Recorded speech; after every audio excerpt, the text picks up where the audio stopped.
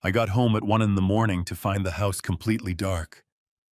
Walking into the kitchen, I was devastated to see my daughter on her knees, on the floor, weeping silently over our old pet bowl.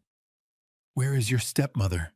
I asked, my voice trembling. She whispered, "They took your money and left this afternoon."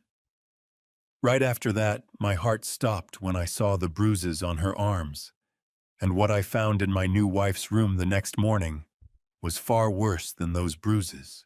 Welcome to Dad's Revenge Stories. I'm incredibly grateful to have you here. To help grow our community, comment below with your city or country, so I know where you're watching from. Also note this story blends creative elements for entertainment and educational purposes. Any similarity to actual names or places is coincidental, but the message shared is practical. The key was already in my hand when I stopped at the front door. 30 years of working electrical jobs across New York State had taught me to read a building before I walked into it. The way a house sits in the dark tells you something.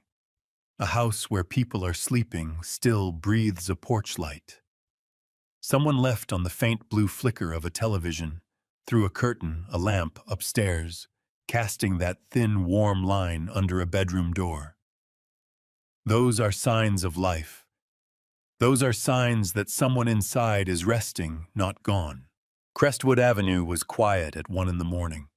The way October nights in Yonkers get quiet, cold, coming in off the river, leaves skittering across the sidewalk, the distant sound of a truck on the interstate 2 miles east.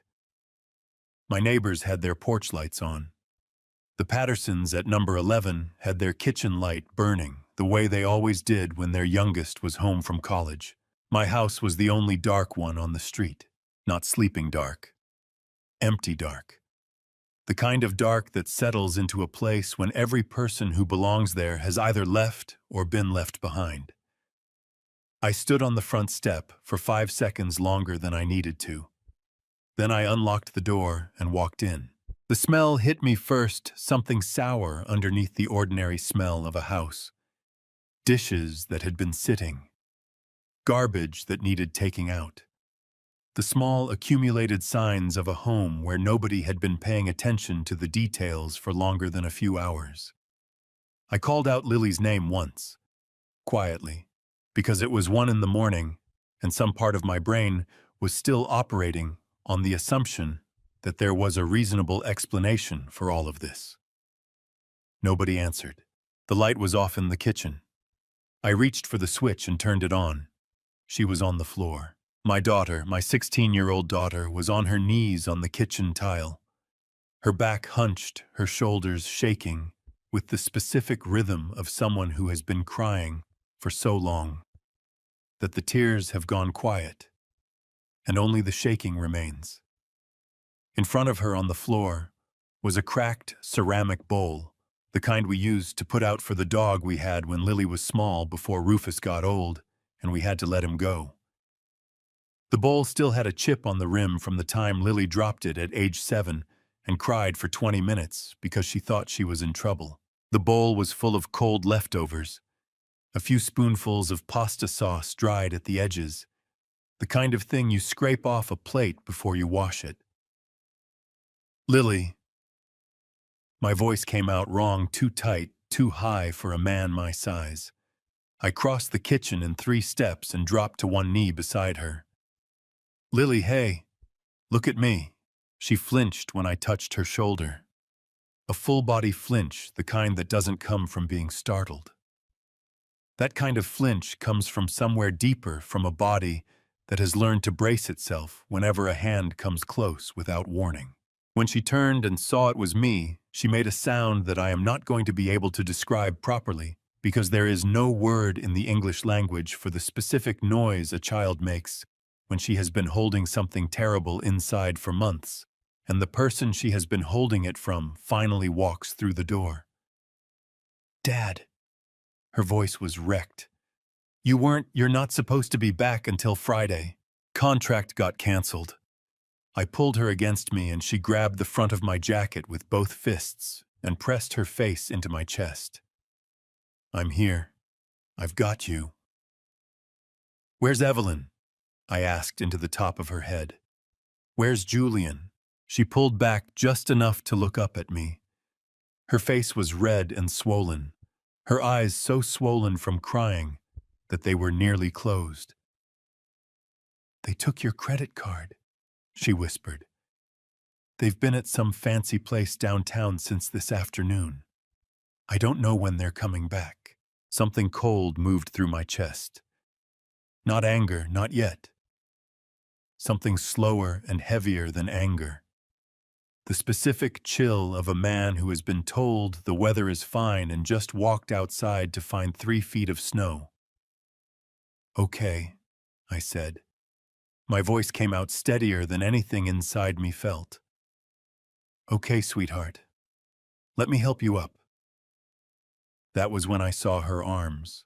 She was wearing a short-sleeved shirt unusual for October, but the kitchen had been warm when the stove was running, and she hadn't expected anyone home. Her left arm was resting against my forearm, and the sleeve had ridden up past her elbow, and I saw the bruises. Not one bruise, not the kind you get from walking into a door frame or catching your arm on a cabinet corner.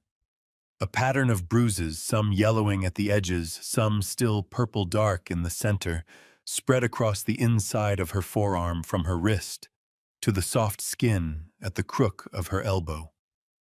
I had been an electrician for 30 years. I knew what accidental damage looked like. I knew what deliberate damage looked like. These were deliberate. Lily. My throat had closed to the width of a wire. Who did this to you? She yanked her sleeve down fast, the automatic movement of someone who had been hiding this for a long time, and forgot just for a moment that she was visible. Her jaw clenched. Her eyes went somewhere else, somewhere internal, and guarded a place she had learned to go when she didn't want to say something out loud. It's nothing, she said. It is not nothing. I kept my hand on her arm gently over the sleeve. Lily, look at me. She looked at me. Her eyes were exhausted in a way that no 16-year-old's eyes should be exhausted, the eyes of someone who had been managing something enormous alone for a very long time. Not tonight, she said. Her voice had gone quiet and careful. Can we just not tonight, Dad? Please. I held her gaze for a long moment. Then I nodded. Okay, I said. Not tonight. I helped her up from the floor. I walked her upstairs. I sat on the edge of her bed while she pulled the covers up, and I stayed until her breathing slowed, and I was certain she was asleep. Then I went back downstairs. I sat at the kitchen table with a cup of coffee I made because I needed something to do with my hands. It went cold before I touched it. The kitchen was quiet around me, the refrigerator humming a branch, tapping the window in the October wind, the ordinary sounds of a house at 2 in the morning. I am not a man who does things on impulse. 30 years of electrical work teaches you that the most dangerous thing you can do in a compromised system is react before you understand the full wiring diagram. You pull the wrong wire, you make everything worse. You sit down first. You trace the problem to its source. Then you act. I sat at that table until the sky outside the window started going from black to the gray that comes just before sunrise in October. And I thought about my daughter's eyes. And I thought about that bowl on the floor. And I thought about 30 years of working in other people's buildings and always checking the work before I signed off on it. I had been living in this house for 18 months, and I had not checked the work. That was going to change this morning. The kitchen window faced east, and I watched the sky outside it go from black to the particular gray-purple that comes just before sunrise in October, the color of something not yet decided sitting on the edge of becoming. I had not slept. I had not moved from the kitchen table except to pour a second cup of coffee that went cold the same way the first one did.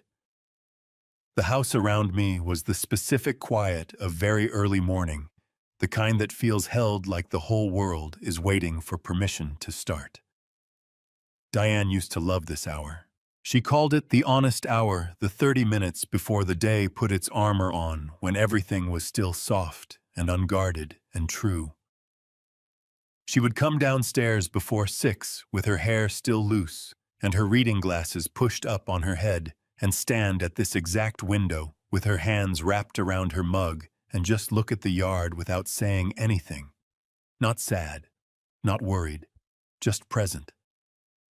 I sat at the table now and looked at the chair across from me, the chair where she used to sit. It was still her chair. I had never been able to think of it as anything else. Diane Holt was 24 years old when I met her, and she walked into a job site in Brooklyn on a Tuesday morning in the spring of 1989, wearing a hard hat 2 sizes too big and carrying a clipboard like she was fully prepared to use it as a weapon if necessary. She was the project coordinator for the general contractor, which meant she was responsible for making sure that men like me showed up on time, did the work we were paid to do, and didn't cut corners on the safety specs. She found a corner I had cut on my second day.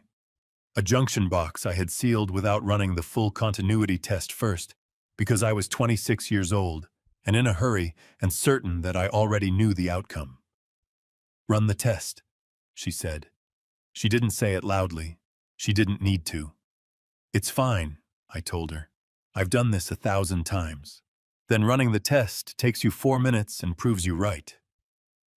She looked at me over the top of her clipboard with brown eyes that had already made up their mind about several things, including me. "Or you don't run it, and I write it up. Your choice, Ray." I ran the test. She was right. There was a fault in the secondary connection that would have caused an arc within 6 months. I asked her to dinner that Friday. She said yes, but only because the job ran over schedule, and she felt she owed me an apology for the extra hours. I knew that was not the real reason.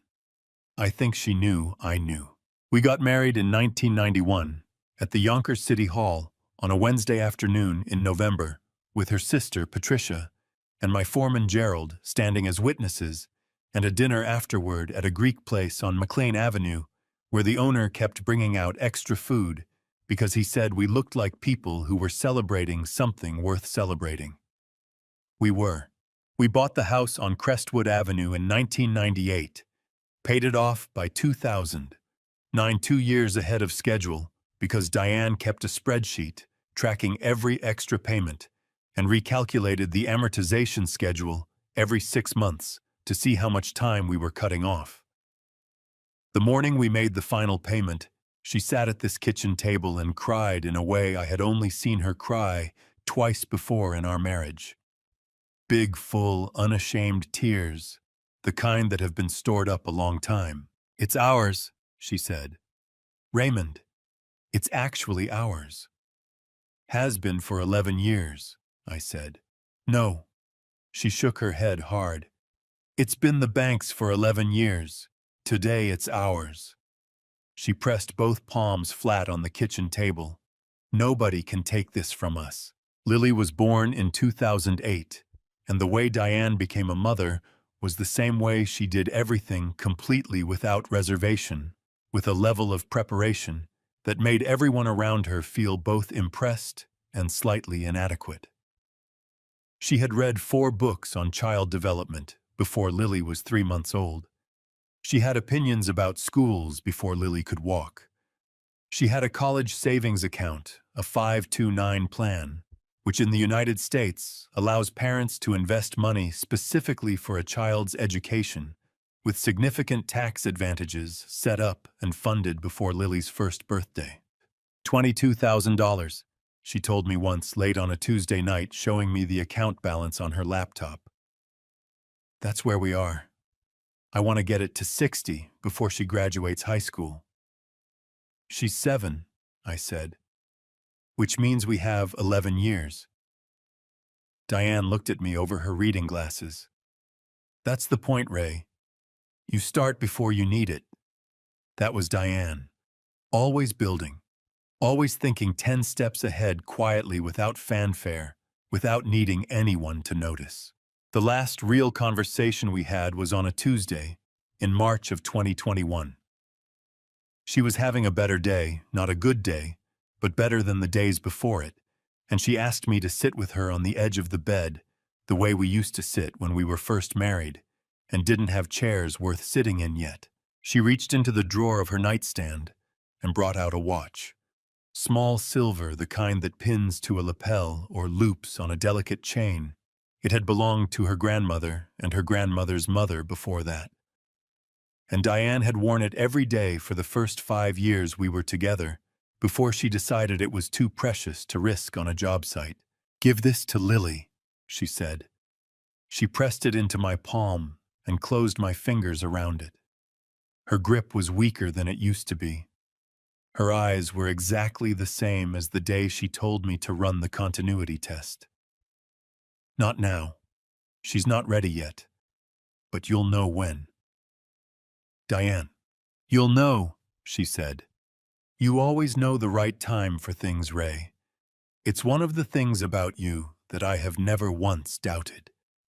She let out a long breath and leaned back against the pillow. "Tell me about the last job. The one in Westchester." So I talked about the job.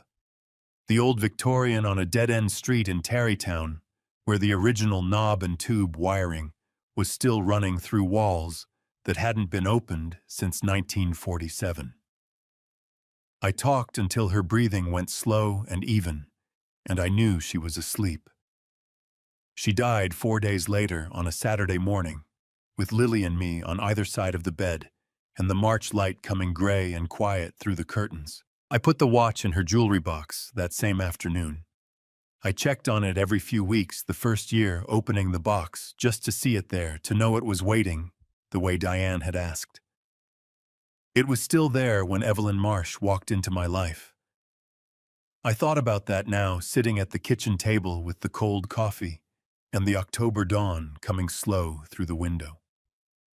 I thought about Diane's hands pressing the watch into my palm. I thought about what she had said. "You'll know when." I stood up from the table. The sky outside was fully light now, pale and cold and clear, the kind of October morning that doesn't apologize for what it is. I had been ignoring things in this house for a long time. Starting right now, I was going to stop. I did not know when I walked into that community fundraiser on a Saturday evening in July of 2022 that my name had already been written down, not figuratively. Literally written down in neat, small, confident handwriting in a column beside 6 other names in a black notebook that I would not find for another 2 years. By the time Evelyn Marsh smiled at me across a crowded room in the basement of St. Andrew's Episcopal Church on Warburton Avenue, her mother had already spent 14 months studying me from a distance. I need to back up. Because to understand what happened that July evening, you need to understand what the 14 months before it looked like from the outside. Diane died in March of 2021. The weeks after that are not something I can describe in sequence because they did not happen in sequence. They happened in pieces: the funeral, the paperwork, the casseroles that neighbors left on the front step, the school calling to tell me that Lily had cried in the bathroom between second and third period, and a counselor had sat with her for 40 minutes. I went back to work after 6 weeks because the bills required it, and because sitting in the house alone during the day was something I could not do and still function. I was not in good shape. I knew I was not in good shape. I was eating badly, sleeping poorly, working longer hours than I should have been, and coming home to a house that still smelled like Diane's shampoo when I opened the bathroom cabinet and still had her reading glasses on the nightstand because I could not make myself put them away. I was managing. I was not living. That is what Beatrice Marsh saw when she identified me as a target.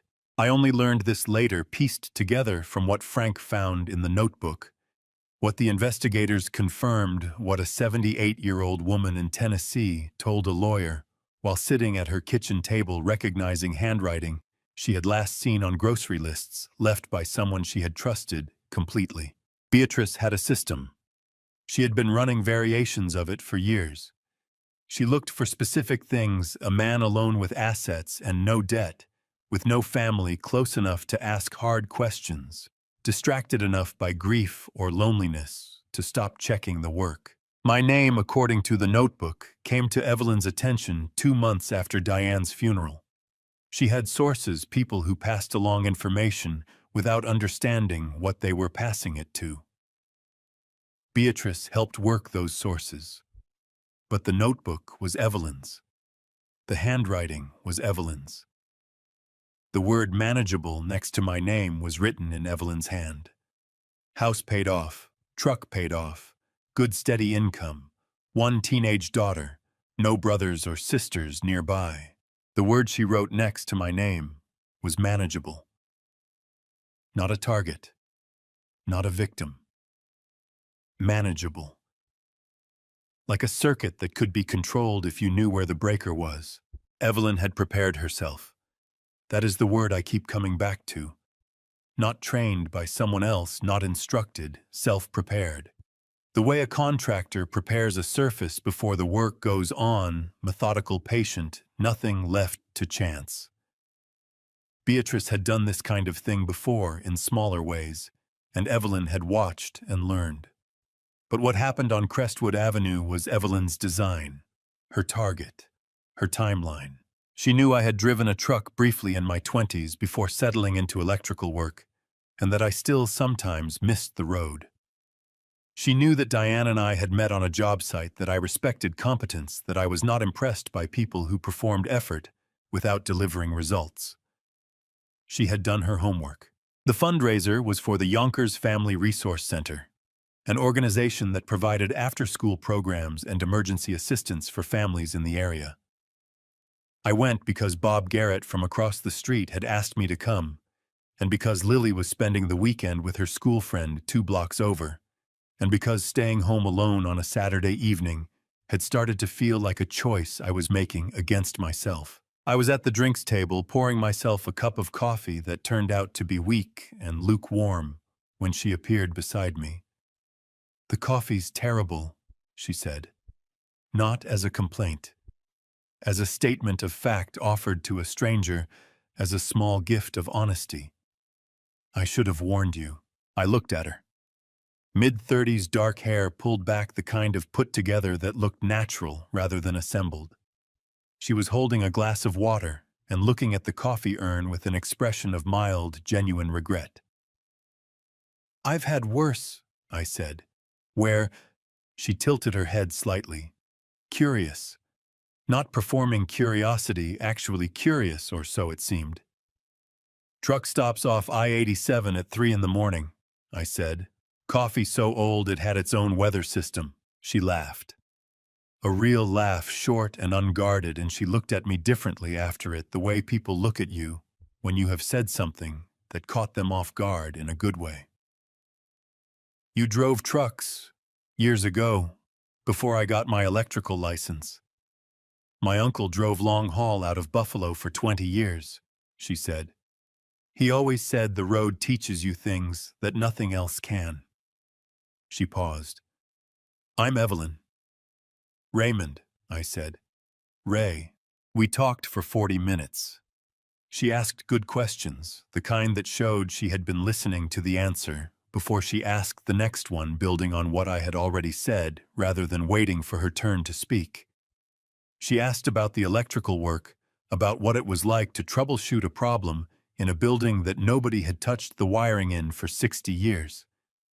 She asked about Yonkers, about the neighborhood, about whether I had grown up here or arrived later. She did not ask about Diane. She did not ask if I was married. She let me be whoever I was in that room without pressing on anything that might have been tender. I drove home that evening thinking that was a woman who knew how to listen. That was a woman who paid attention. I was right about both of those things. What I did not understand, what I could not have understood that night, standing in a church basement, with a cup of bad coffee going cold in my hand, was the reason she was so good at it. The listening, the questions, the careful attention to detail. I thought it was character. I thought it was just who she was. It was a skill, practiced and refined and pointed directly at me. Evelyn went home that night and called her mother. I know this because Frank found the call records. 14 minutes. I can imagine what was said on Beatrice's end of that conversation, though I will never know the exact words. What I know is that 3 days later, Evelyn appeared at the hardware store on South Broadway, where I stopped every Tuesday morning for supplies. She seemed surprised to see me. She was very good at seeming surprised. My sister Melissa drove down from Albany the first time she met Evelyn, which should have told me something. Melissa did not drive 2.5 hours for ordinary things. She drove 2.5 hours for Thanksgiving, for Christmas, for the weekend, after Diane's funeral, when she showed up at the front door at 7 in the morning with 2 bags of groceries and stayed for 4 days without being asked. Melissa was the kind of woman who saved her effort for things that mattered and did not waste it on anything else. When she called me on a Tuesday evening in November of 2022 and said she wanted to come down that Saturday to have dinner with me and Evelyn, I felt something shift very slightly in my chest. "You don't have to make the drive," I told her. "I want to meet her," Melissa said. Her voice was even. Too even, the way a voice gets when someone is working to keep it that way. "You've been seeing this woman for 4 months, Ray. I want to meet her." Dinner was at the house. I cooked pot roast the way our mother used to make it, with carrots and potatoes, and the kind of gravy that takes the better part of an afternoon to get right. Evelyn arrived 20 minutes early with a bottle of red wine and a warmth that filled the kitchen the moment she walked in, asking Melissa questions about Albany, about her work as a physical therapist, about how long the drive had taken, and whether the thruway had been backed up near the toll plaza at Harriman, the way it always was on weekends. Melissa answered every question. She was polite. She was gracious. She passed the bread and complimented the wine and laughed at the right moments. She called me the next morning at 7:30. "Ray," she said without preamble, "I need to tell you something, and I need you to hear it without getting defensive." "Good morning to you too, Mel. I mean it." Her voice was tight and serious in a way that made me set down my coffee cup. "Something is off with that woman. I cannot tell you exactly what it is. It's the way she asks questions, not to learn the answers, but to find out where the edges are. Do you know what I mean? Like she's mapping the room." I sat with that for a moment. "She's naturally curious," I said. "She's interested in people, Ray." Melissa's voice dropped. "She spent 45 minutes asking me about our family, who we're close to, where everyone lives, whether we see each other often. She asked if Mom and Dad were still alive. She asked if you had cousins nearby." A pause. She wasn't making conversation. She was taking inventory. I wanted to hear what Melissa was telling me. I want to be honest about that. I did not dismiss it instantly or without thought. I sat at the kitchen table, and I turned it over in my mind, and I tried to look at the dinner from the outside, the way you step back from a wiring job and look at the whole panel before you touch anything. But I was also 57 years old, and I had been alone for 18 months, and Evelyn made me feel for the first time since Diane died, like someone in the world was paying attention to me. That is not an excuse. It is just the truth about where I was standing when Melissa gave me the warning. "I think you're reading into it," I said. Melissa was quiet for 5 seconds. "Okay," she said. Just that one word, flat and final, the sound of a door being closed gently by someone who knows better than to slam it. "You know where I am if you need me." 3 weeks later, Evelyn mentioned in the careful offhand way she mentioned things she wanted me to agree to that Melissa seemed like she might be having a hard time adjusting to the idea of me moving forward. That it was natural for siblings to feel protective.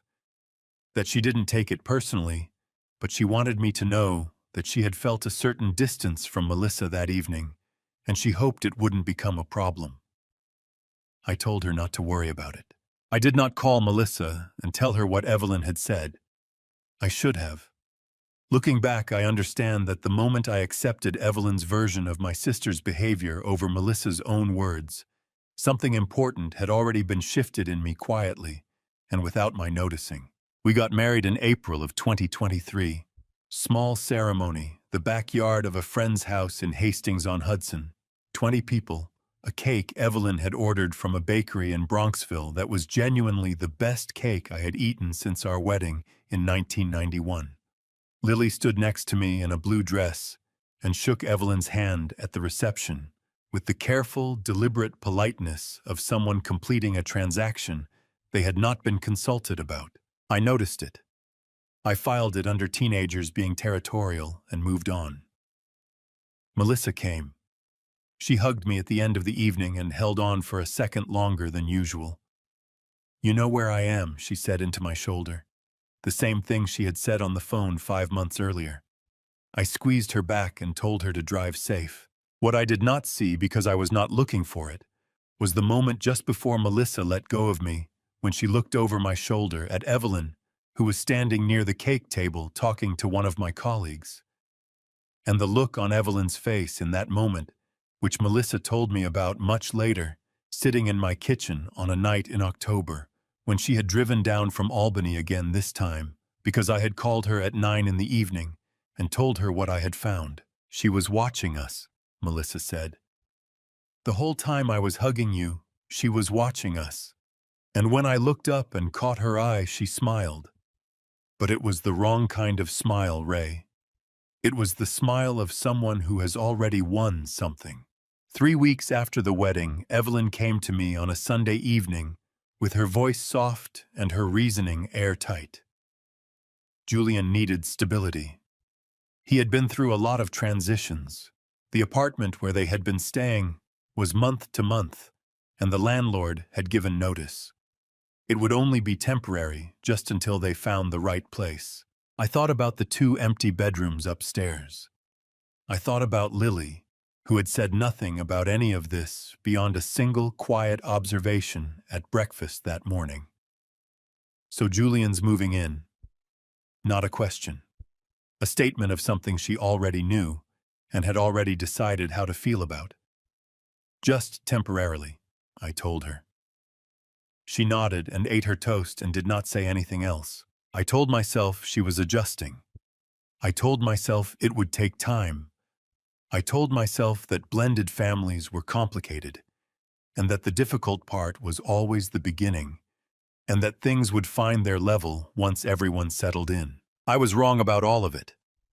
But I did not know that yet on the Sunday evening when Julian Marsh carried 2 duffel bags and a backpack through my front door and stood in the entryway looking at the house the way someone looks at a place they intend to stay in for longer than anyone has been told.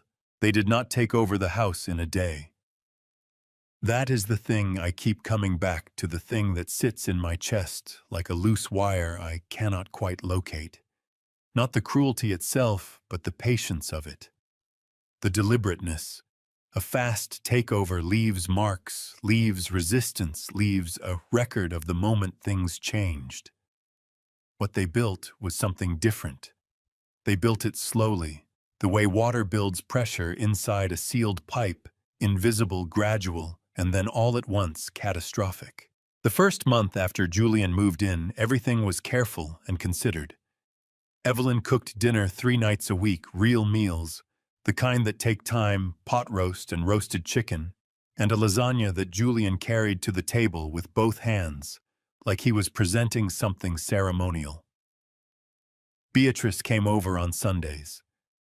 That was when I first saw her in person, and I want to describe her accurately because I got her wrong for a long time.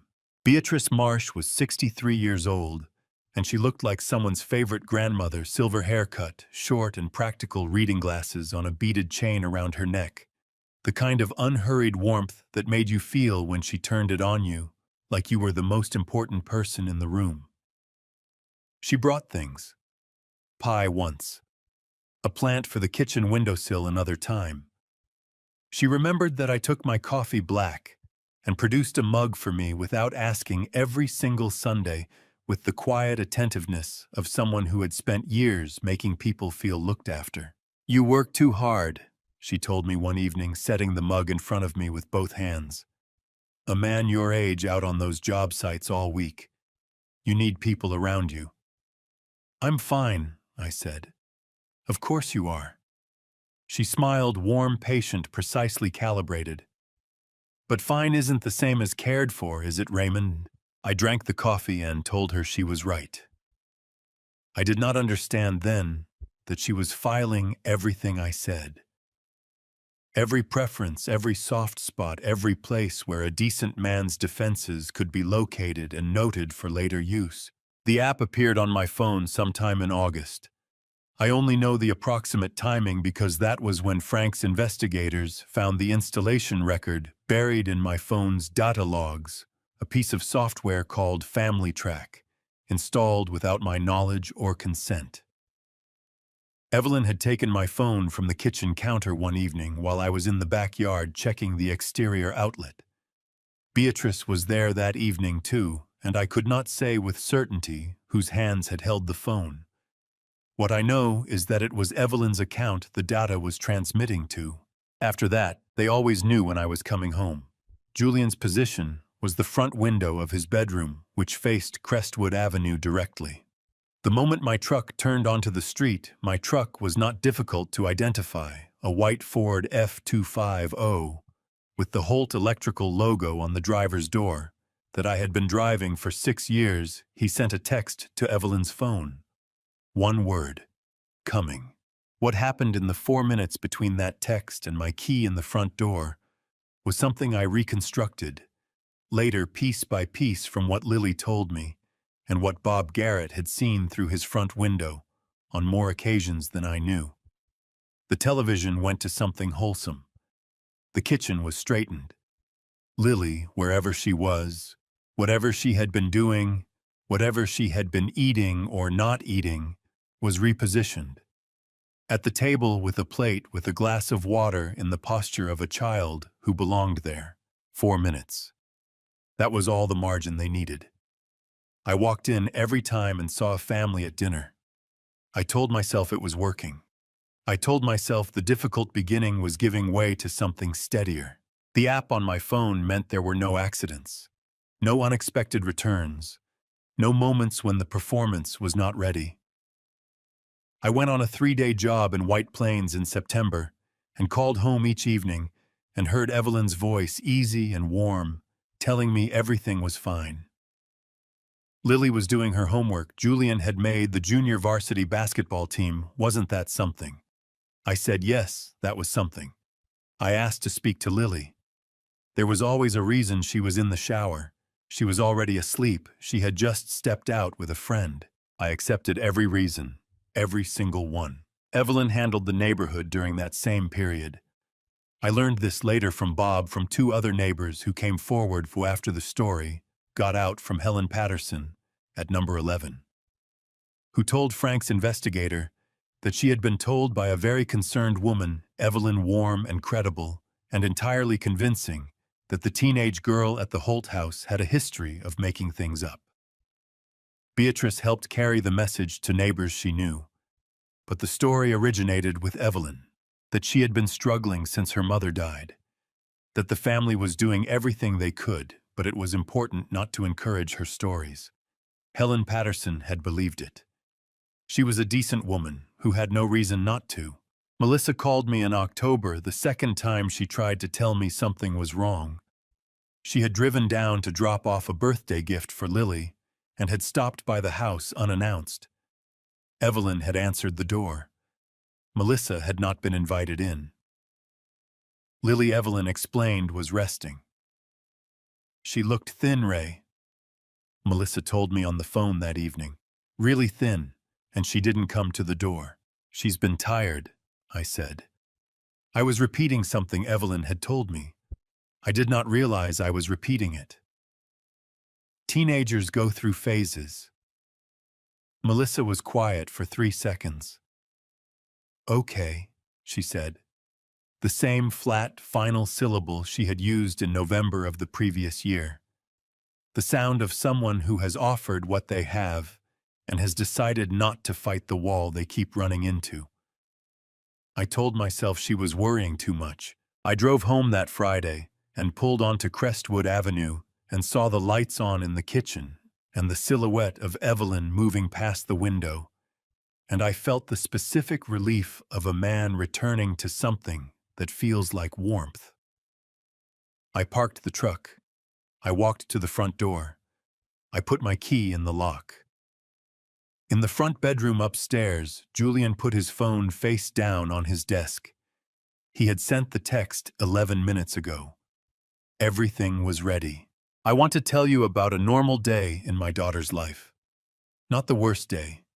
Not the day I found her on the kitchen floor.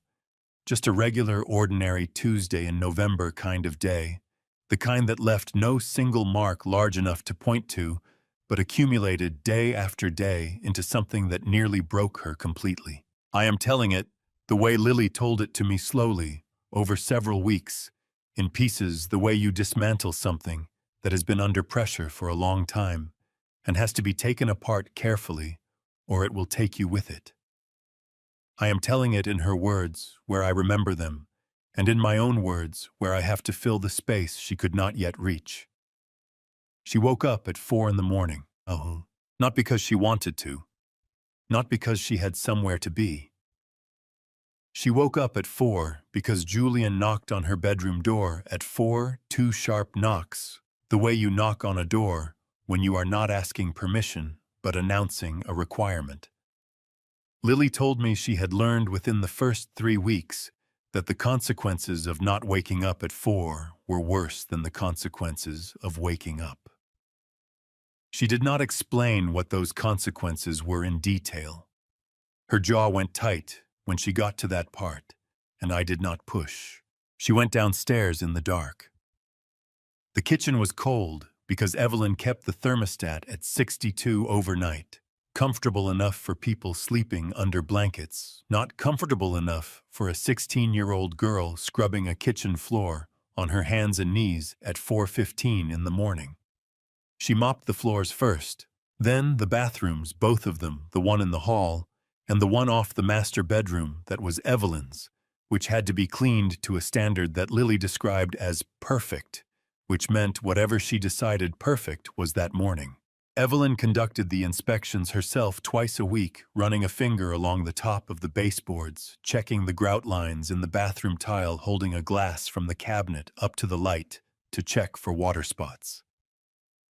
Beatrice joined her on some of those mornings, standing in the doorway, saying nothing.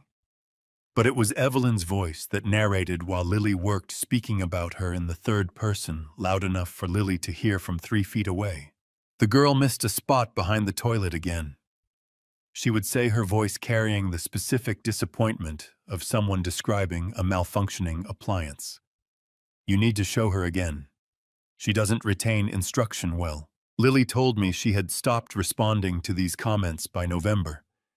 Not because she had stopped feeling them, but because she had learned that any response, correction, defense, even silence that looked too deliberate, would result in the task being assigned again from the beginning. She cooked breakfast for Evelyn and Julian at 6:30. Eggs, toast, sometimes bacon on weekends. Julian ate at the kitchen table. Evelyn ate at the kitchen table. Lily ate standing at the counter by the back door, with whatever was left, which was sometimes enough and sometimes not. She told me this with the flat, factual voice of someone reporting weather data, not asking for sympathy, just stating what the conditions had been. The table is for family, Evelyn had told her once early on when Lily had pulled out her own chair without thinking. Lily did not pull out her own chair again after that. She went to school exhausted. Carol Simmons, Lily's English teacher and homeroom supervisor at Roosevelt High School, a woman in her mid-40s, who had been teaching in Yonkers for 17 years, noticed the change by October of 2023, 6 weeks after the school year started. She told Frank's investigator later that Lily had been one of her sharpest students the previous year. Engaged, curious, the kind of kid who stayed after class to argue about a book's ending because she had thoughts that wouldn't fit in the time allotted. By October, she was falling asleep at her desk. Carol called the house 3 times over the following months. Evelyn answered all 3 calls. She was warm, she was concerned, she was grateful that the school was paying attention. She explained that Lily was going through a difficult period of adjustment following the loss of her mother, that the family was working with a professional, that these things took time. She used the right words: grief response, processing, therapeutic support, with the fluency of someone who had prepared for exactly this conversation. The professional she mentioned did not exist. The therapeutic support was a man named Dr. Gerald Ames, whose office was in a strip mall in Mount Vernon, whose website listed a PhD in counseling psychology from an unaccredited online institution, and who was not licensed to practice psychology in the state of New York. Evelyn had found him herself through a contact she had used before for documentation purposes. He charged $120 per session and provided whatever documentation was requested. He gave Lily 3 sessions and produced a 2-page assessment that described her as displaying attention-seeking behavioral patterns, a tendency toward narrative embellishment, and difficulty distinguishing between perceived and actual experiences. Evelyn showed Lily the assessment on a Tuesday evening in January of 2024.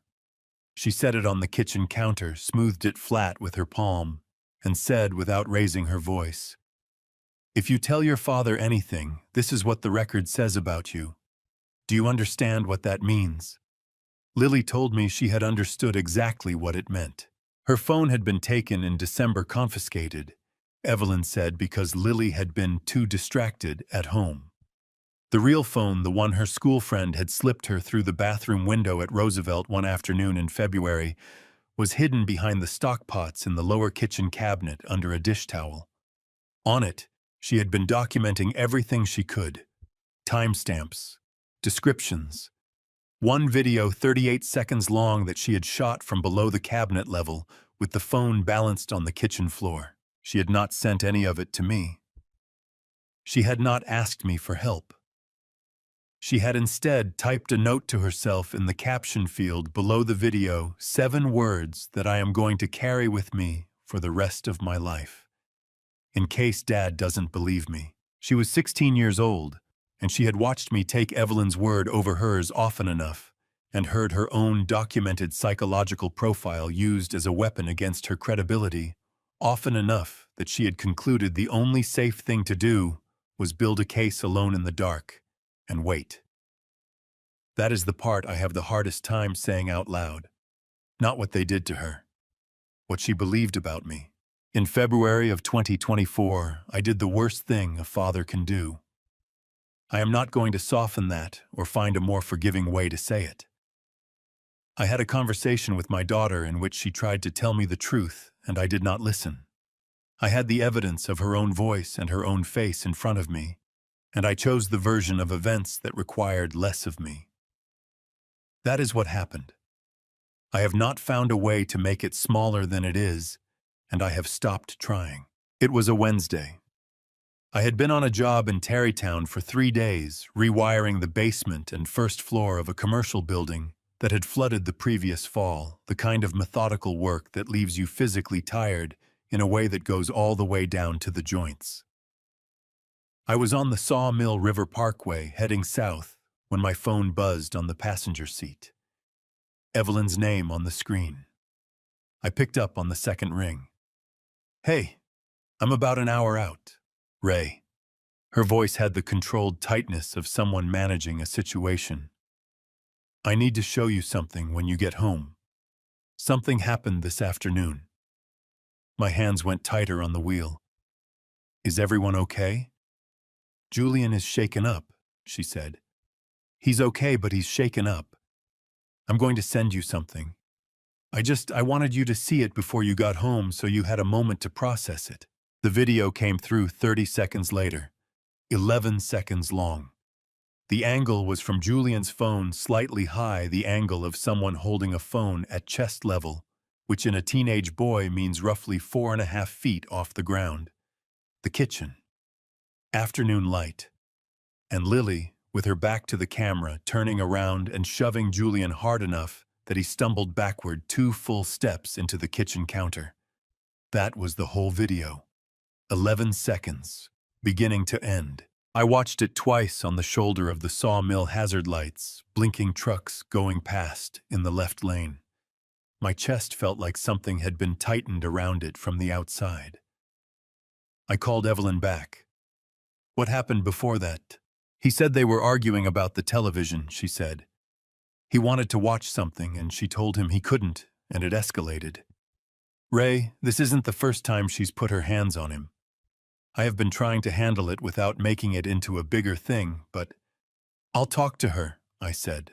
I know you will, Evelyn said, and her voice dropped into something softer, something that sounded like reluctant honesty. I just worry about her, Ray. I don't think she's okay. I think she's still carrying so much from losing her mom, and it's coming out sideways. I sat with that the rest of the drive home.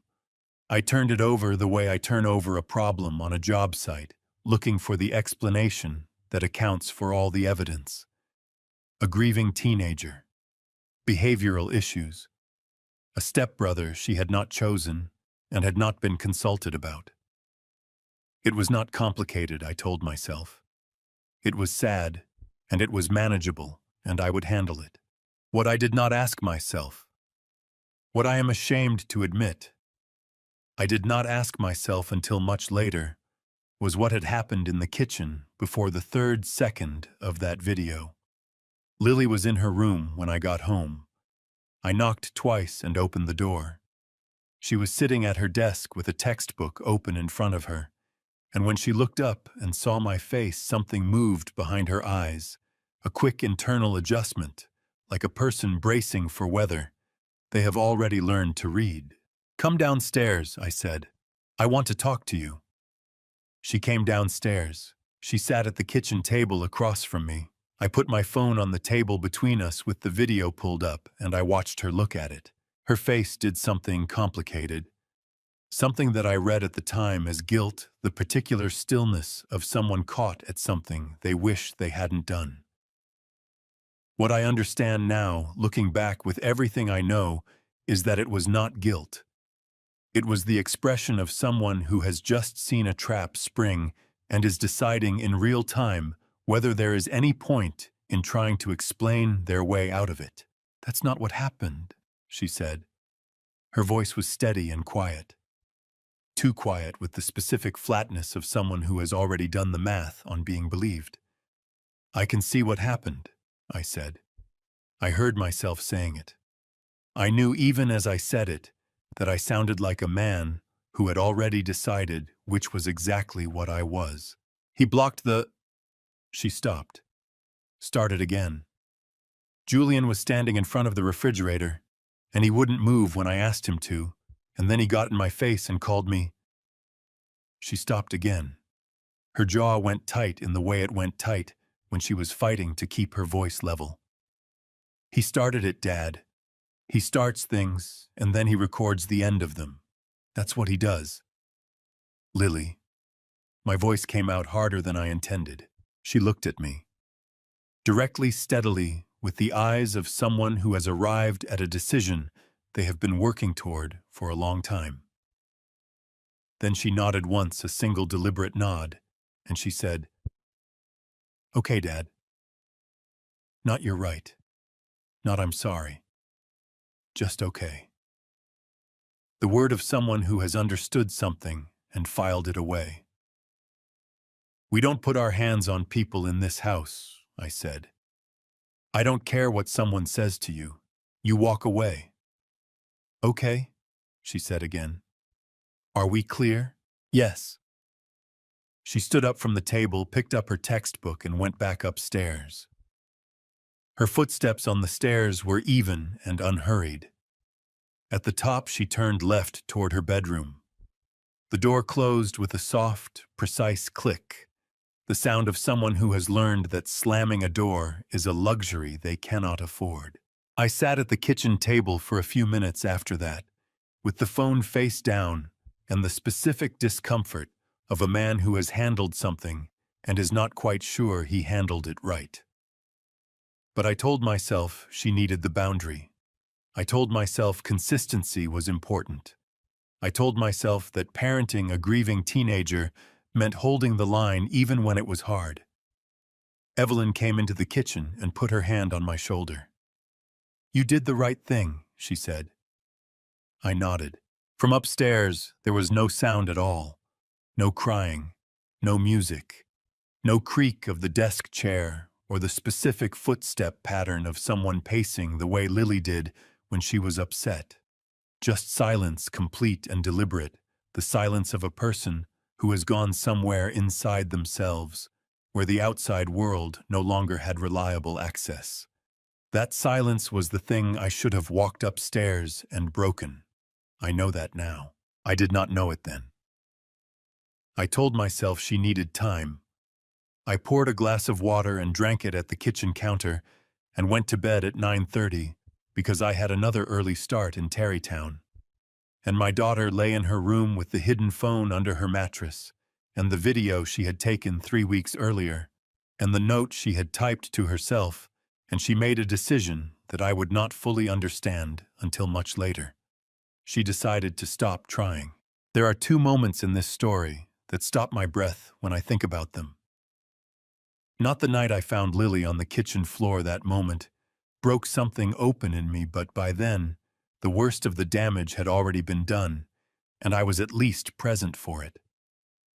The two moments I am talking about are the ones where everything could have gone permanently, irreversibly wrong, and I did not see it coming until I was already inside them. The first was a Tuesday evening in March of 2024. I had been on a job in the Bronx for 4 days, a full rewire on a 6-unit apartment building in Riverdale. The kind of job that requires you to work with the building occupied, which means careful scheduling, constant communication with residents, and the specific mental exhaustion of managing other people's anxiety about their electricity while also doing the technical work. I came home at 6:30 with sore hands and an empty stomach, and the particular tunnel vision of someone who needs dinner and a chair and not very much else. Evelyn had dinner on the table. That was the thing about the early months. She was very good at having dinner on the table. Roasted chicken green beans, the kind of meal that lands exactly right when you are tired and hungry and grateful for something ordinary. I sat down without washing my hands first, which I almost never do, which tells you something about the state I was in. We ate. Lily was in her room. She had been eating in her room more often lately. Evelyn explained, teenage need for space. Nothing to worry about. I accepted this the way I had been accepting things for months, which is to say, without looking directly at it. After dinner, Evelyn cleared the plates and came back to the table with a single sheet of paper and set it in front of me with the unhurried ease of someone placing something entirely routine. "What's this?" I asked.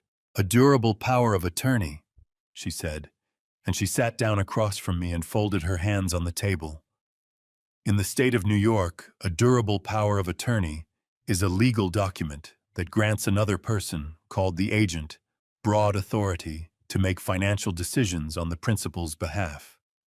This can include signing checks, accessing bank accounts, managing property, and making contracts. It remains valid even if the principal becomes incapacitated. It is one of the most consequential legal documents a person can sign.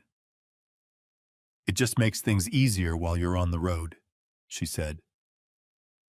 "Right now, if something comes up with the house, a repair, an insurance issue, anything, I have to wait for you to call back.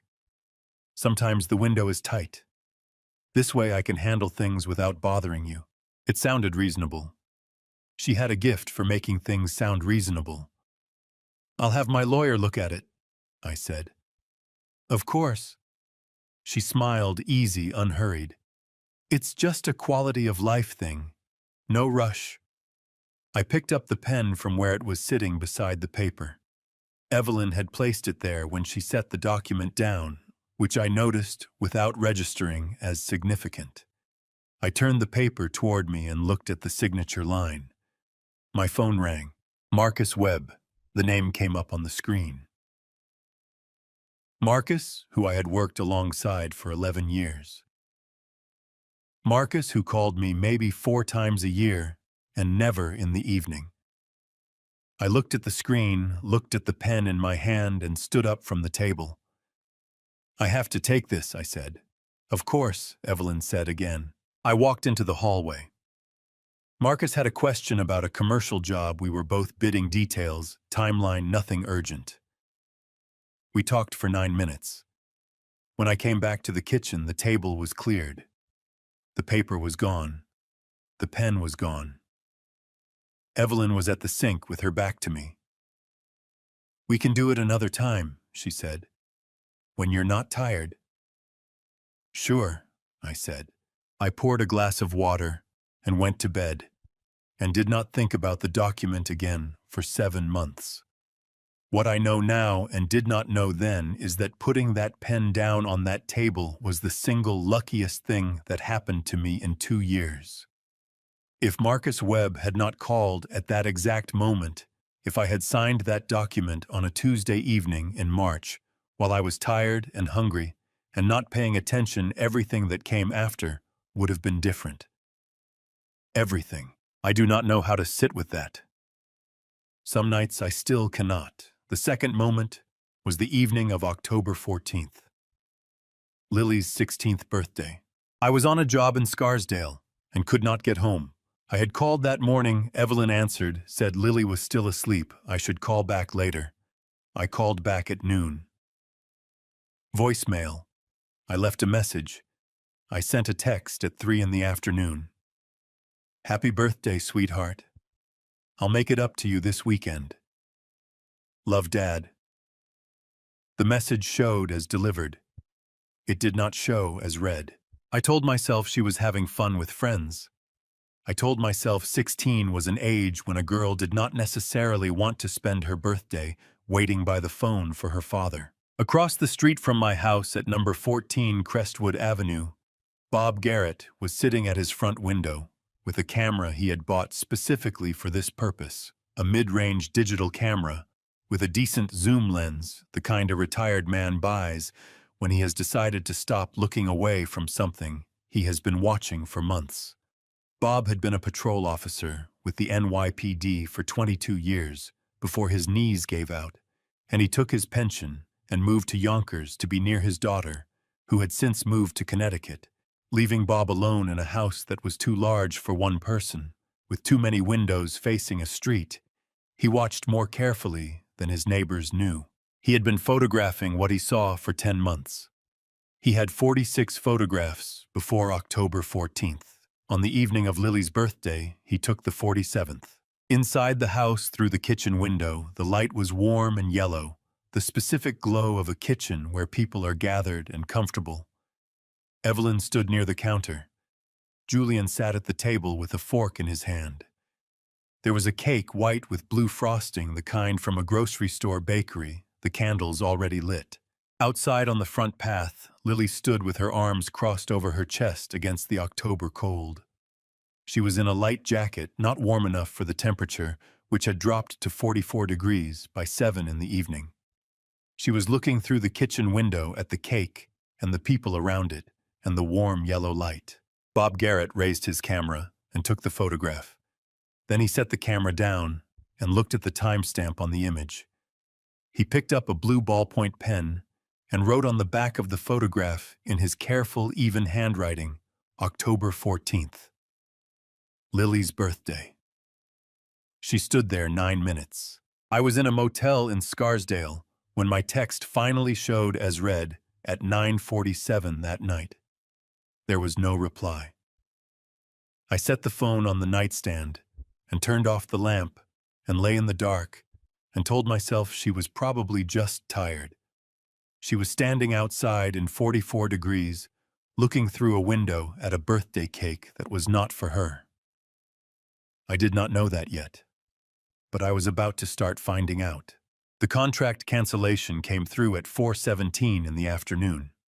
I was on the roof of a 3-story commercial building in Scarsdale, running conduit along the parapet wall, when my phone buzzed in my breast pocket. The project manager, a man named Dennis Cole, who had been managing commercial construction in Westchester for 15 years, and had the specific communication style of someone who delivered bad news the same way he delivered good news, which was to say quickly and without editorializing, called to tell me that the building owner had decided to pause the project pending a financing review, effective immediately. He was sorry for the short notice. He would be in touch about rescheduling. I thanked him, hung up, and sat down on an upturned bucket for a moment. I had planned to be in Scarsdale through Friday. It was Wednesday afternoon. The job ending early meant I could be home by midnight if I packed up now, or I could get a full night's sleep at the motel and drive back Thursday morning. I thought about the text message I had sent Lily the previous evening, the one that had not been read until 9:47 at night and had not been answered at all. I started packing up. Here is the thing about my truck, it is not subtle. A white Ford F-250 with Holt Electrical licensed and insured, lettered on both doors in blue, does not blend into a residential street, and Crestwood Avenue is 430 feet long, with a slight left curve at the midpoint. That means anyone at the front window of the houses on the east side has a clear sightline to the entrance of the street from about 200 feet out. Julian's bedroom faced east. I had parked in the same spot in front of my own house for 6 years. He could have identified my truck from his window in under 3 seconds. What he could not do on the night of October 15th was receive the warning from the app on my phone. I had turned off cellular data that morning, a habit I had developed on long jobs to preserve battery life when I was working in areas with poor signal and could not afford to have my phone die mid-job. It was not a decision I made for any strategic reason. It was 30 years of work habits operating on their own, the same way I always double-checked the breaker before I touched a wire, the same way I always signed a job sheet before I left a site. Routine. Unremarkable. And on that particular night, the single thing that broke their system completely. The app on my phone tried to send my location to Evelyn's monitoring account at 4:19, 2 minutes after I took the call from Dennis Cole. The data packet could not go out. It queued. It sat in the phone's outbox, waiting for a signal that did not come while I loaded my tools into the truck bed and settled my account at the motel and drove south on the Sawmill River Parkway, with the radio off and the windows cracked, and the particular quality of silence that settles into a truck cab when a man has been on the road a long time and is going home. I crossed into Yonkers at 12:41 in the morning. Crestwood Avenue was the kind of quiet it gets after midnight in October. The deep, settled quiet of a street where everyone who belongs there is inside, where the only sounds are the wind in the oak trees and the occasional distant bark of a dog, and the particular rustle of leaves that have just let go and haven't landed yet. I turned onto the street and saw my house at the far end and felt for one suspended moment the ordinary relief of a man coming home. Then I registered the dark, not the expected dark of a house where people are sleeping.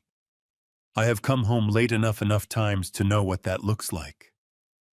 A porch light left on the blue-gray glow of a television. Someone fell asleep watching a bathroom light upstairs, because Lily always left the bathroom light on when she woke up for her terms in the night. This was different.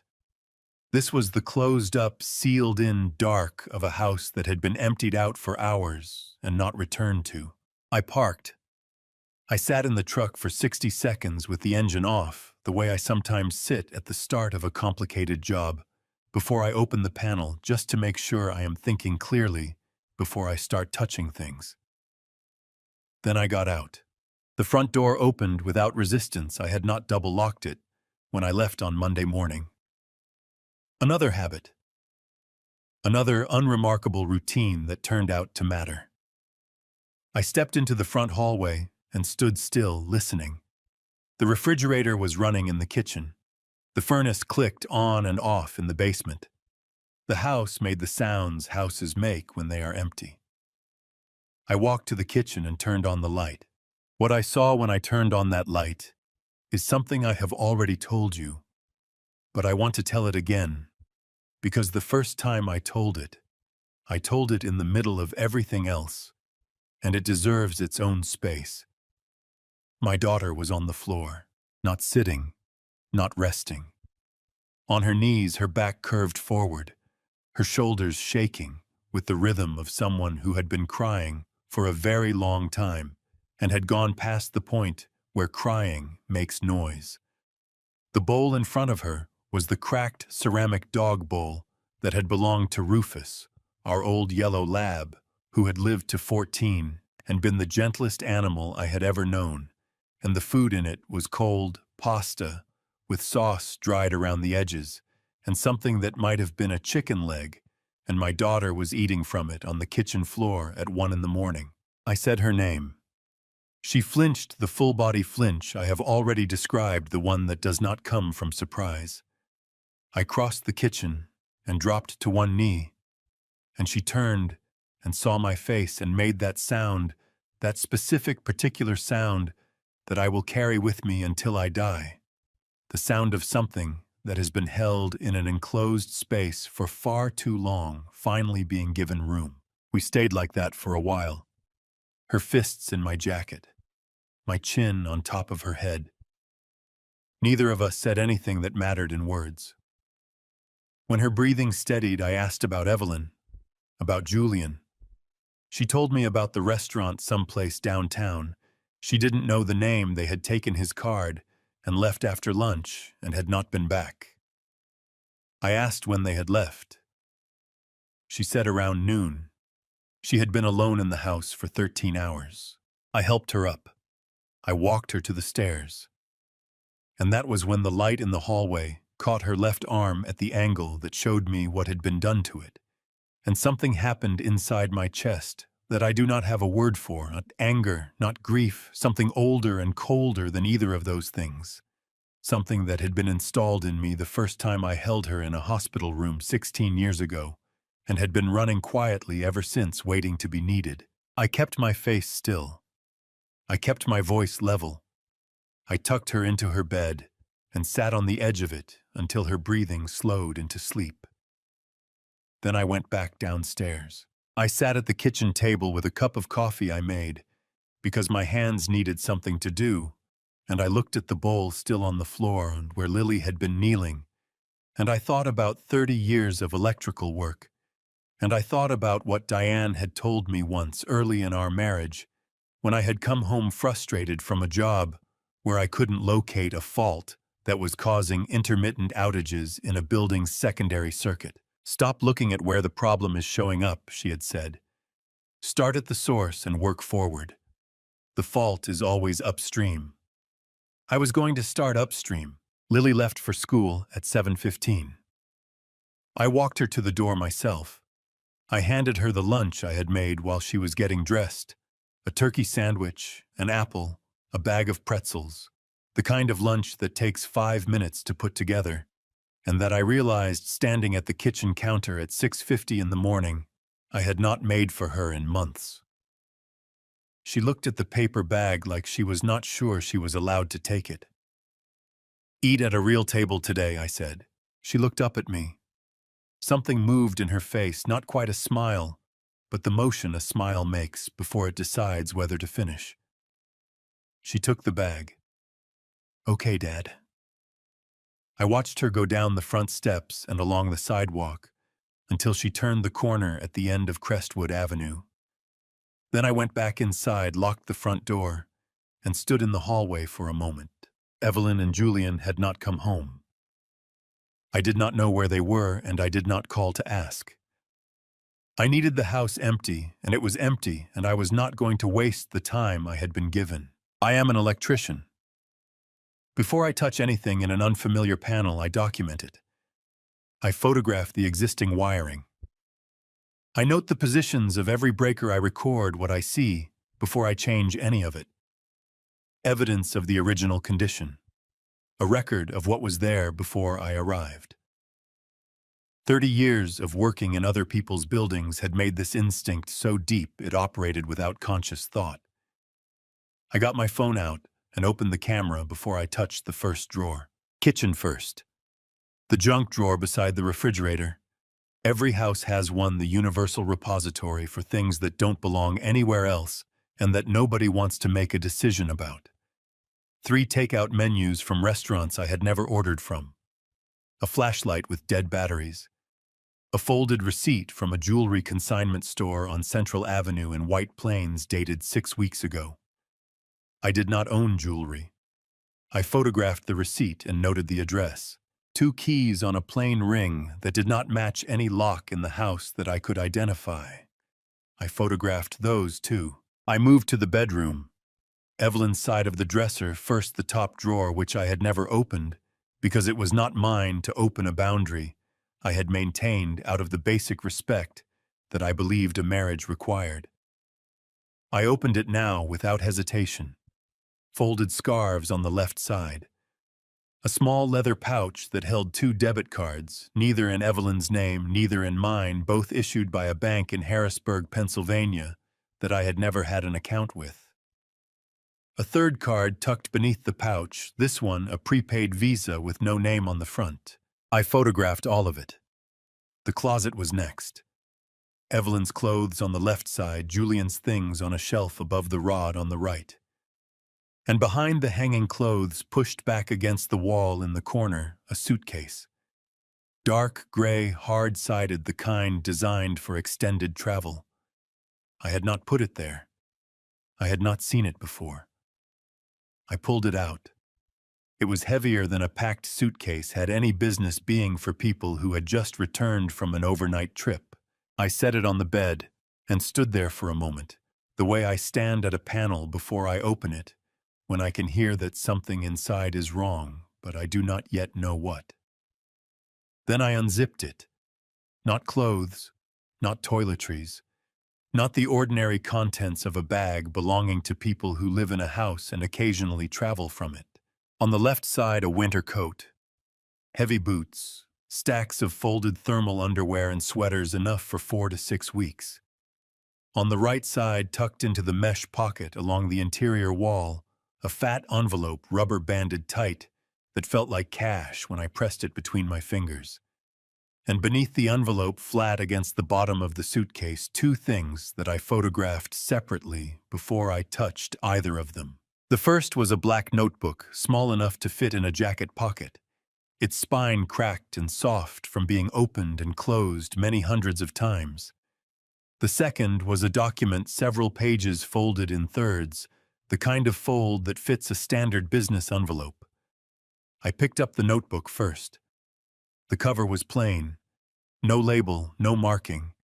I opened it to the first page. A list. 7 entries arranged in neat columns across the page in the small, precise, entirely confident handwriting of someone who had been keeping records for a long time. Each entry had a name, an age, an occupation, a location, a brief description of assets, and a status notation in the right-hand margin. I read down the list. Entry 1, a woman in her late 60s, retired school teacher, homeowner, Tennessee. Status complete. Entry 2, a man in his early 70s, retired contractor, Florida. Status complete. Entry 3, a woman, 64, small business owner, Georgia. Status withdrawn, relocated. Entry 4, my name. Raymond Holt, 58. Electrician, Yonkers, NY. House paid. Truck paid. Life insurance verify. Widowed May 2021. 1 daughter, minor. No immediate family within 50 miles. In the right margin, in the same neat hand, a small check mark, and 1 word. Active. Below my name, 3 more entries. No check marks, just names and question marks, and the careful notations of someone who had not yet gotten to them. I was not the destination. I was the fourth stop on a route that had started before I ever met Evelyn Marsh, and that was intended to continue after me. I set the notebook down and picked up the folded document. It was a will. 3 pages formatted correctly with the proper headings and witnessing lines, and the language that wills use. I, Raymond James Holt, being of sound mind, and my name typed at the top of the first page as the testator, the person whose wishes the document was meant to record. The document directed that in the event of my death, all assets, the house on Crestwood Avenue, the truck, the contents of all financial accounts, the life insurance policy were to pass to Evelyn Marsh Holt. Lily's name did not appear anywhere in the document. The signature line at the bottom of the 3rd page was blank. The document had been prepared, but not yet signed. Under New York Penal Law Section 170, the preparation of a forged legal instrument, a document falsely made or completed with intent to defraud, constitutes second-degree forgery, a Class D felony. The fact that my signature was not yet on it did not make the document less dangerous. It made it a statement of intent sitting in a suitcase that was packed for a departure waiting for the right moment. I folded it along its original creases and put it in my shirt pocket with the notebook. Then I went to find my phone's settings. I went to the app management screen, scrolled through the list of installed applications, and found it 4 screens down Family Track installed 6 months ago, running continuously in the background, transmitting my location data to an account I had never created. I took a screenshot of the app information screen. Then I went to the privacy settings and revoked every permission it had. I did not uninstall it yet. Frank would want to see it in place. I stood in the bedroom with my shirt pocket full of evidence and looked at the open suitcase on the bed. The winter coat, the boots, the envelope that felt like cash. They were not planning to stay. I drove to the bank at 9:20. Not because I had finished everything at the house I had not finished, not by a long way, but because the bank opened at 9, and I had learned in 30 years of running a small electrical business that financial records are the clearest language a situation can speak. Wiring diagrams tell you where the electricity is supposed to go. Bank statements tell you where the money actually went. The two are rarely the same in a compromised system, and the gap between them is always where the problem lives. First National Bank of Yonkers had a branch on South Broadway, 4 minutes from Crestwood Avenue by truck. I had been banking there since 1999, the same branch, the same building, the same teller windows, with the same dark wood paneling that had been there since the branch opened in 1987. And that the bank had never seen fit to modernize because their customers were the kind of people who found consistency reassuring.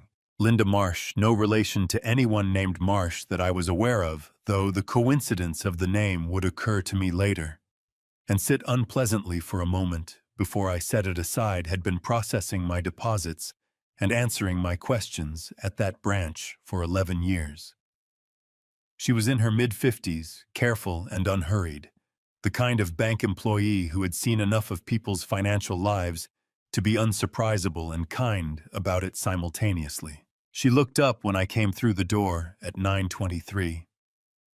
Something in my face must have communicated that this was not a routine visit, because she said without preamble, "Mr. Holt, what do you need?" 2 years of statements, I said. Every account connected to my Social Security number. Joint accounts, individual accounts, savings, everything. She did not ask why. 11 years of doing business earns certain courtesies, and one of them is that a man who has never bounced a check and has always been polite does not get asked to explain himself when he requests his own financial records. She sat down at her terminal and began pulling the accounts. I sat in the chair beside her desk and waited. She printed 6 pages. She paper-clipped them and handed them across without comment. "Anything else?" "That's everything," I said. "Thank you, Linda." I took the pages out to the truck and spread them across the passenger seat, the same seat where I kept my work binder, where I laid out GUP specs and material lists, and the accumulated paperwork of 30 years of running a business by myself. I got out the red pen I used for marking up job sheets, and I started at the top of page 1. The first 14 months were clean. Ordinary household expenses, groceries, utilities, the property tax payment.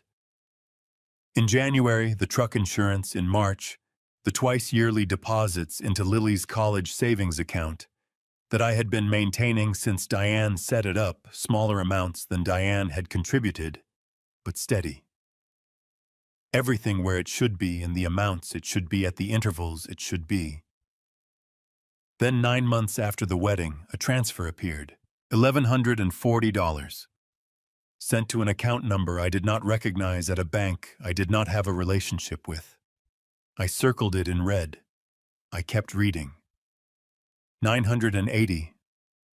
Circle. 1,190. Circle. 860. Circle. The amounts varied, never the same number twice in a row, never with an obvious pattern to the specific figures, but the frequency was consistent. Every 3 to 4 weeks, without exception, a transfer went out. And every transfer landed below $1,200. I knew enough about American banking regulations to understand why that number mattered. The Bank Secrecy Act requires financial institutions to file a currency transaction report for cash movements over $10,000, and banks are also required to flag unusual patterns that might indicate structured transactions, a practice called smurfing, in which larger amounts are broken into smaller transfers specifically to avoid automatic reporting triggers. The threshold that most compliance systems use for pattern flagging is $1,200 per transaction. Stay below it consistently, and you move money in amounts that look to an automated system like ordinary household expenses. Whoever had set the transfer limit had known exactly where the line was. The amounts varied, but the pattern was consistent, regular, unhurried, and never once over $1,200. Whoever had set the transfer limit had known exactly where the line was. The handwriting in the notebook was Evelyn's. The design of the transfer schedule had her fingerprints on it, patient, precise, calibrated to stay invisible. Beatrice had helped execute the transfers on the days Evelyn set, but the architecture was Evelyn's. I added the column twice to be certain. $47,200, 26 months. Transferred out of my accounts in increments small enough that no single one had triggered a review, regular enough that the total had accumulated without my noticing, because I had been trusting the people in my house the way you trust a circuit you have already tested without checking it again. I put the pen down. I looked at the number for a moment. Then I did the calculation that I had been putting off, doing the one I had known was coming since I first started circling transfers and had not been ready to face until I had the final total in front of me. $47,000 was approximately 2,000 hours of electrical work at my standard rate. 2,000 hours was 50 weeks of full-time work. 50 weeks was roughly 1 year of my life. 1 year of early mornings and job sites, and driving home tired and calling Lily from rest stops on the thruway, and missing things I had not known I was missing. They had taken a year of my life and distributed it across 26 months in increments of under $1,200. I sat with that for a moment. Then I turned to the page that covered Lily's college account and felt the breath go out of me in a way that had nothing to do with the $47,000.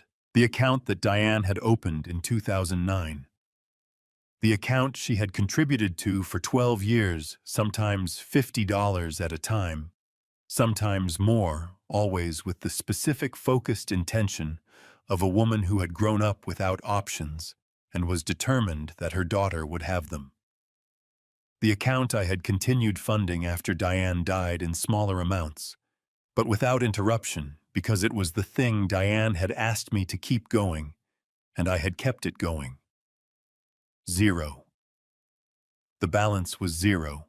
The withdrawals had happened over 14 months in the same sub-threshold pattern as the joint account transfers, beginning 4 months after Evelyn's name was added to the account management authorization, a document I had signed at Beatrice's suggestion in this same bank on a Tuesday afternoon in November of 2023, believing I was making it easier for Evelyn to handle administrative tasks while I was on the road. $22,000. Gone. The money Diane had saved for Lily's education. The money I had continued saving because Diane had asked me to, taken in amounts of under $1,200 over 14 months. My hands were not steady when I folded the statements. They had been steady through everything else this morning, through the notebook and the will and the debit cards with the wrong names on them. My hands had been steady because I had been operating on the discipline of a man who knows that the worst thing you can do in a dangerous electrical situation is let your hands shake before you finish the work. They shook now. I pressed them flat on the passenger seat and breathed and looked out the windshield at the parking lot of a bank branch on South Broadway in Yonkers on a Tuesday morning in October. And I thought about Diane at her laptop on a Tuesday night in 2017 turning the screen to show me the account balance with that particular brightness in her face. $22,000. I want to get it to 60 before she graduates. I folded the statements and put them in my shirt pocket with the notebook and the will and everything else I had been accumulating since 6 in the morning. Then I drove to number 14 Crestwood Avenue and knocked on Bob Garrett's door. Bob Garrett opened the door before I finished knocking. Not after the second knock, not after a pause during which I could hear footsteps approaching from inside. He opened the door mid-knock, which meant he had been standing on the other side of it close enough to hear me coming up the front path waiting. He was dressed in a flannel shirt and work pants, the clothes of a man who had been up for hours and had not been idle. His face had the specific expression of someone who has been carrying something heavy for a long time and has just been given permission to set it down.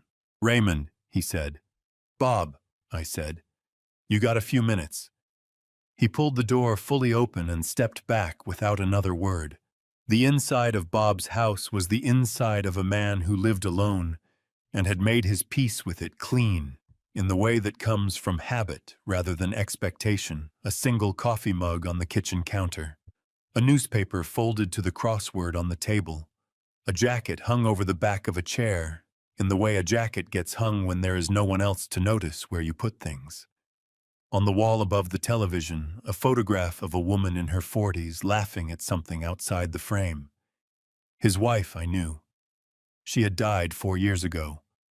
He had moved to Yonkers to be near his daughter, who had moved to Connecticut, leaving him alone in a house on Crestwood Avenue with too many windows and too much time to look out of them. He poured me a coffee without asking. He set it on the table in front of me and then reached into the kitchen drawer beside the refrigerator and produced a manila envelope, the large, heavy-duty kind, the kind you buy at an office supply store when you need to protect something, and set it on the table next to the coffee. He sat down across from me and put both hands flat on the table. "I want to say something before I say anything else," he said. His voice was the voice of a man who had rehearsed this, who had been rehearsing it for a while. "I almost came to your door a dozen times. I saw things I should not have ignored. I told myself it wasn't my place to get between a man and his family." He shook his head once slowly. "I was wrong about that. I am sorry, Raymond. I mean that." "You're here now," I said. "That's what I need. What's in the envelope?" He nodded at it. "Open it."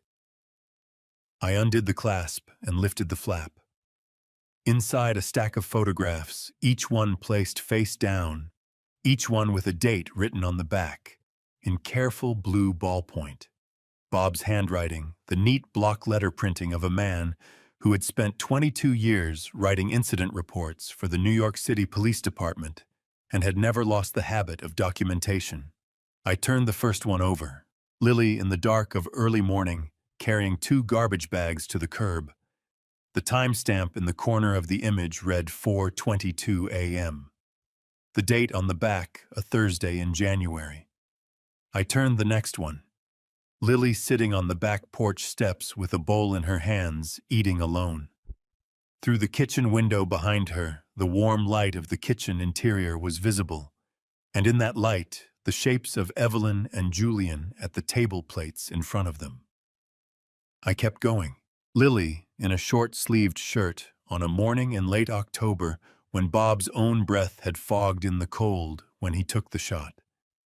Lily waiting at the end of the driveway for the school bus, with the particular stillness of someone who had learned to take up as little space as possible. Lily carrying a laundry basket up the back steps at 11:45 at night. The timestamps did not lie. The dates on the backs did not lie. 46 photographs. Each one a Tuesday or a Thursday or a random Wednesday. Each one taken with the patience of a man who understood that evidence was only useful when it was complete. And then the 47th. I knew what it was before I turned it over because Bob's hand came across the table and rested on top of mine for just a moment, not stopping me, just acknowledging what was coming. I turned it over. Lily, standing on the front path of my house, arms crossed over her chest, facing the kitchen window. Inside the window, the warm yellow light. The shapes of Evelyn and Julian. A cake on the counter, candles lit. And my daughter outside in the October cold looking in. Bob had written on the back October 14th. Lily's birthday. She stood there 9 minutes. I set the photograph down on the table face up and looked at it and did not say anything for a moment, because there was nothing to say that the photograph had not already said more completely than I could have managed. She knocked on the front door at one point, Bob said. His voice had gone rough at the edges. About 4 minutes in, nobody answered. He cleared his throat. I went out to my car and got the zucchini bread my daughter had sent down last weekend, and I took it across. It was all I had ready. He pressed his lips together hard. She said thank you the way a child says thank you when they haven't been given something in a long time. Like it was more than zucchini bread. My jaw was locked so tight, I could feel it in my back teeth. I kept my hands flat on the table. I tried to do something about it, Bob said. I want you to know that. Last spring, I called the New York State Child Protective Services hotline. They sent a caseworker out within the week. He shook his head. She knew they were coming. I don't know how I found out later about the tracking application on your phone, but she knew. Everything was arranged. Lily was at the table. The kitchen was spotless. Evelyn made tea for the caseworker and sat across from her and talked about how concerned the family was about Lily's adjustment to the blended household. He paused. The caseworker filed a report of no findings. Insufficient evidence of a pattern. He looked at me steadily. Until now. I called Frank Delaney from Bob's kitchen table at 11:45 that morning. Frank was a family law and asset protection attorney out of White Plains, a compact, precise man in his early 60s who had been recommended to me by my accountant 3 years ago for help with my business succession planning and whom I had not called since. He picked up on the second ring. I gave him the short version. 7 minutes. The notebook. The will. The bank statements $47,200 across 26 months below the Bank Secrecy Act reporting threshold. The suitcase packed for a departure. The 47 photographs. The app installed without consent. Frank listened without interrupting. When I finished, there were 4 seconds of silence before he spoke. "Where are you right now?" he said. "My neighbor's kitchen. Go home. Don't confront anyone. Don't move anything you've already moved, and don't touch anything you haven't touched yet." His voice had the focused, unhurried quality of a man shifting into a register he was very practiced in. "I'm going to make 2 calls. I'll be at your house tomorrow morning at 7. Can you get me the originals of everything? Yes, I said. Raymond. A brief pause. You did the right thing documenting before you touched. That matters more than you know. I hung up and sat for a moment with Bob's coffee cooling in front of me, and the 47th photograph still face up on the table between us. Bob was looking at it too. Neither of us needed to explain to the other what we were looking at or what it meant. She's a good kid, Bob said finally. His voice had gone very quiet. Whatever they told you about her, whatever came out of that house while you were gone. She is a genuinely good kid, Raymond. I picked up the photograph and put it back in the envelope with the others. I stood up and held out my hand, and Bob shook it with both of his and held on for a moment, the way a man holds on when a handshake is carrying more than a handshake usually has to carry. You found the right thing to do, I said, even if it took a while. I took the envelope and walked back across Crestwood Avenue to my house. The afternoon light was coming in at a low angle through the oak tree in the front yard, the way October light does in New York, thin and gold and honest, the kind that doesn't pretend to be warmer than it is. I had the notebook. I had the statements. I had 47 photographs. I had a will that had not yet been signed, and an app that had been running for 6 months without my knowledge. That evening, I was going to need Marcus, and Marcus was going to need Frank. The afternoon passed. The way afternoons pass when you are waiting for something you cannot rush. I went back to the house at noon. Evelyn and Julian still had not returned. I did not know where they were, and I had made a decision somewhere between Bob's kitchen table and my own front door that I was not going to call and ask. Calling would tell them I was home. Telling them I was home would start a clock I was not ready to start yet. Frank had said 7 in the morning. I had 19 hours. I used them carefully. I photographed every room in the house the way I photograph a job site before I start work. Systematically, corner to corner, nothing skipped. The kitchen with the cracked dog bowl still on the floor where Lily had been kneeling. I had not moved it. I was not going to move it until Frank told me to. The bedroom with the open suitcase still on the bed, the winter coats and the rubber-banded envelope visible inside. Evelyn's dresser open drawers, debit cards still in place. I photographed the Family Track app screen on my phone with the installation date and the account it was transmitting to. I photographed the junk drawer, the receipt from the jewelry consignment store, the 2 unidentified keys. Then I went to Julian's room. I want to be precise about why I went there and what I was looking for. Lily had told me in the kitchen at 5 in the morning, when she was still half asleep and saying things she might not have said if she had been fully awake, that Julian had taken something from the main bedroom. She had not said what. She had started to say it, and then stopped the way she stopped things when she had learned that saying them did not reliably produce results. I had not pushed her at 5 in the morning because she was exhausted, and because I needed her to sleep more than I needed that particular piece of information right then. Standing outside Julian's door at 12:30 in the afternoon, I thought about what was missing from my bedroom that I had noticed without consciously registering. I turned the handle and went in.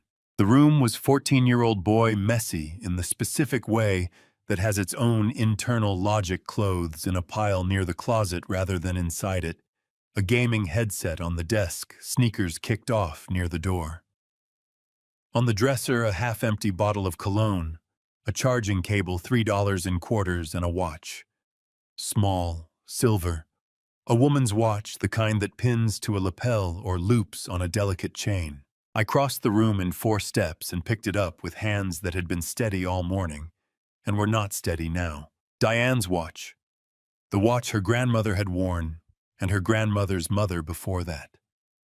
The watch Diane had pressed into my palm from a hospital bed in March of 2021 and asked me to give to Lily when she was ready. The watch I had put in Diane's jewelry box that same afternoon and checked on every few months for 2 years until I stopped checking because finding it there hurt too much. It had not been lost. It had been sitting on a 14-year-old boy's dresser next to $3 in quarters and a bottle of drugstore cologne. I held it in my closed fist for a moment. Then I put it in my shirt pocket next to the notebook and the will and the bank statements and everything else I had collected since 6 that morning. My shirt pocket had become an evidence file, a record of everything that had been taken from this house by people I had let in. Lily came home from school at 3:15. She came through the front door and stopped when she saw me in the kitchen, the way she had been stopping and assessing doorways for months now, reading the room before she committed to entering it. I had set out a plate of crackers and peanut butter and a glass of milk on the table, the after-school snack she had liked since she was 7, the one Diane used to have ready when Lily came through the door. She looked at the plate. She looked at me. She sat down. "I found something in Julian's room," I said. "I want you to look at it." I set the watch on the table in front of her. She went very still. Her hand came out and touched the edge of the case, one fingertip, the careful touch of someone handling something they were not certain they were allowed to touch. "That's Mom's," she said. Her voice was barely above a whisper. "Yes," I said. "He took it about 6 months ago." She kept her eyes on the watch. "I saw it on his dresser, and I knew what it was because of the photo you keep on your nightstand, the one from their anniversary." She looked up at me then, and her eyes were bright and wet, but her voice stayed level with the specific effort of someone who has had a great deal of practice keeping their voice level. "I tried to take it back once. He caught me and told Evelyn I was stealing from his room. That was the week she showed me the paper from the doctor." A pause. I didn't try again after that. I reached across the table and put my hand over hers. She turned her hand over and held on. We stayed like that for a while. Then she ate the crackers and peanut butter and drank the milk. And I sat across from her and watched my daughter eat an after-school snack at her own kitchen table like a person who belonged there. And I did not tell her yet what I had found or what was going to happen, because she had carried enough for long enough, and she could carry this particular weight for one more evening. Evelyn and Julian came home at 6:47. I heard the car in the driveway, heard the front door, heard Evelyn's voice calling my name with the particular brightness of someone returning from a pleasant day out. I was in the living room. I said hello. I said I was tired from the drive back. I said I was going to turn in early. Evelyn put her hand on my arm and said she was glad I was home. I nodded and went upstairs. I lay on the bed with my eyes open and listened to the sounds of the house until 9:15. Julian's television. Evelyn on the phone, her voice too low to make out words. Water running in the kitchen. The specific domestic soundtrack of a household that believed it was still operating successfully. At 9:40, I got up and went out to the truck. The cab was the one place in this house on this street in my life that had been entirely mine for 30 years. No one else's hands on the wheel. No one else's coffee cup in the holder. Just the dark and the quiet, and the particular stillness of a space that belonged to me without condition. I called Marcus Webb. He picked up on the second ring. No greeting. Just, "You home?" "Yeah," I said. "You sound like a man who found something he wasn't ready to find." 20 years of working alongside someone teaches them your voice the way a long marriage teaches a person your footstep on the stairs. "How bad?" I gave him the short version. Not the whole story, there wasn't time for the whole story, and Marcus was not a man who needed the whole story to understand what he was being told. The notebook. 7 names. Mine, fourth, 2 words, active. The bank statements, $47,200. The will with the blank signature line. The 47 photographs. The watch on Julian's dresser. Marcus was quiet for 11 seconds. I counted. The watch, he said.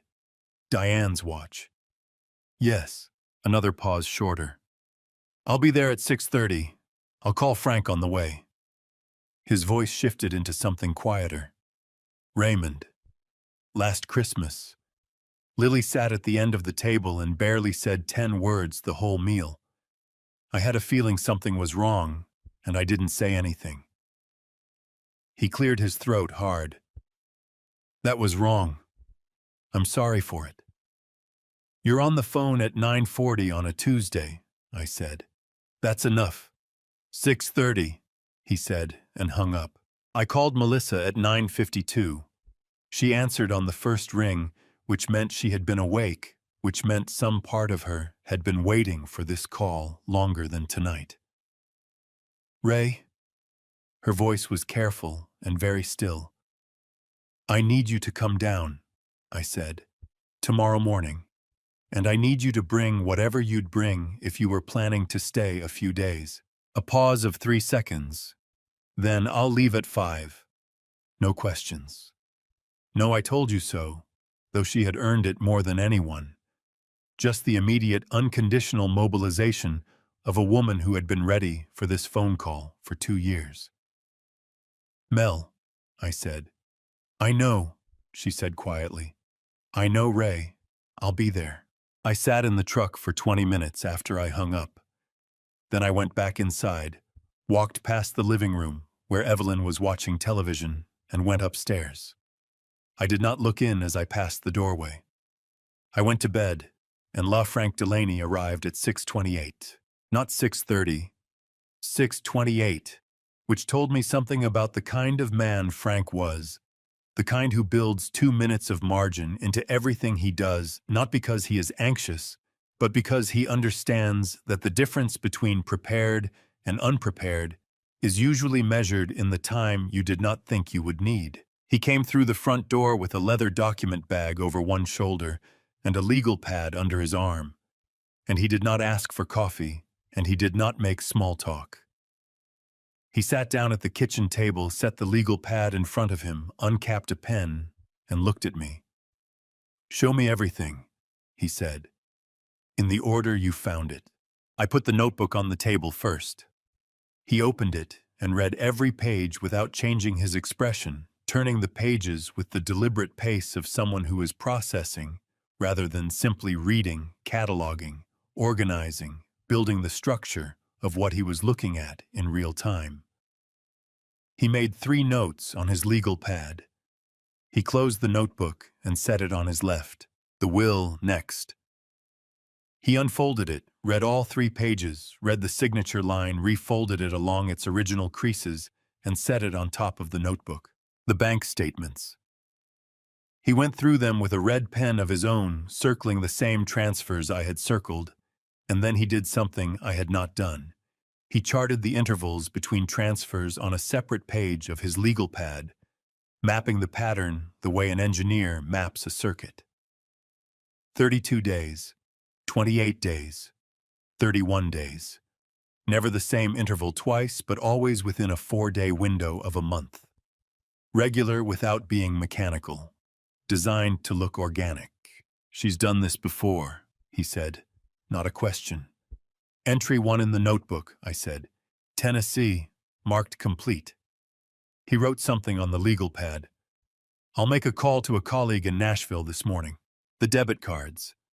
The unidentified keys. The receipt from the jewelry consignment store. The screenshot of the Family Track app still installed on my phone. He examined each item in turn, made notes, arranged them in a row on the table with the precision of a man laying out surgical instruments. Last, the envelope from Bob. He went through the 47 photographs, the same way I had slowly, face by face, date by date. When he reached the 47th, he held it for a moment longer than the others. He set it down in the center of the table, face up. He looked at it for 4 seconds. Then he picked up his pen. I'm going to file 2 motions this morning, he said. His voice had the focused, almost impersonal quality of someone who has moved past the emotional content of a situation and into its solutions.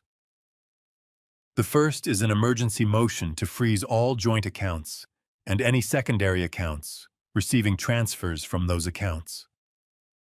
Under New York law, documented evidence of systematic financial fraud qualifies for a temporary restraining order, a court order that can be issued the same day without prior notice to the other party. The funds cannot be moved until a judge lifts the order. He made a note. The second motion is an emergency order of protection for Lily filed simultaneously through Yonkers Family Court. Under the New York Family Court Act, an emergency order of protection can be granted within hours when there is documented evidence of ongoing harm to a minor. The photographs, the medical documentation Melissa is going to provide this morning, and Lily's own written account will support the motion. He paused. Can Lily write 4 pages about what happened over the past year? Specific, factual, chronological. She can write more than that, I said. He nodded. 4 is enough. I need it before noon. Marcus came through the front door at 6:34, 4 minutes after Frank, moving with the unhurried efficiency of a man who had decided the night before exactly what this morning was going to require of him. He shook Frank's hand, looked at the table full of evidence, looked at me and said, "What do you need me to do?" "Stay in the house," I said. "When they come downstairs, I need someone between them and that table." He pulled out a chair and sat down. He did not say anything else. That was Marcus. He understood that some situations called for presence rather than commentary, and he was very good at being present.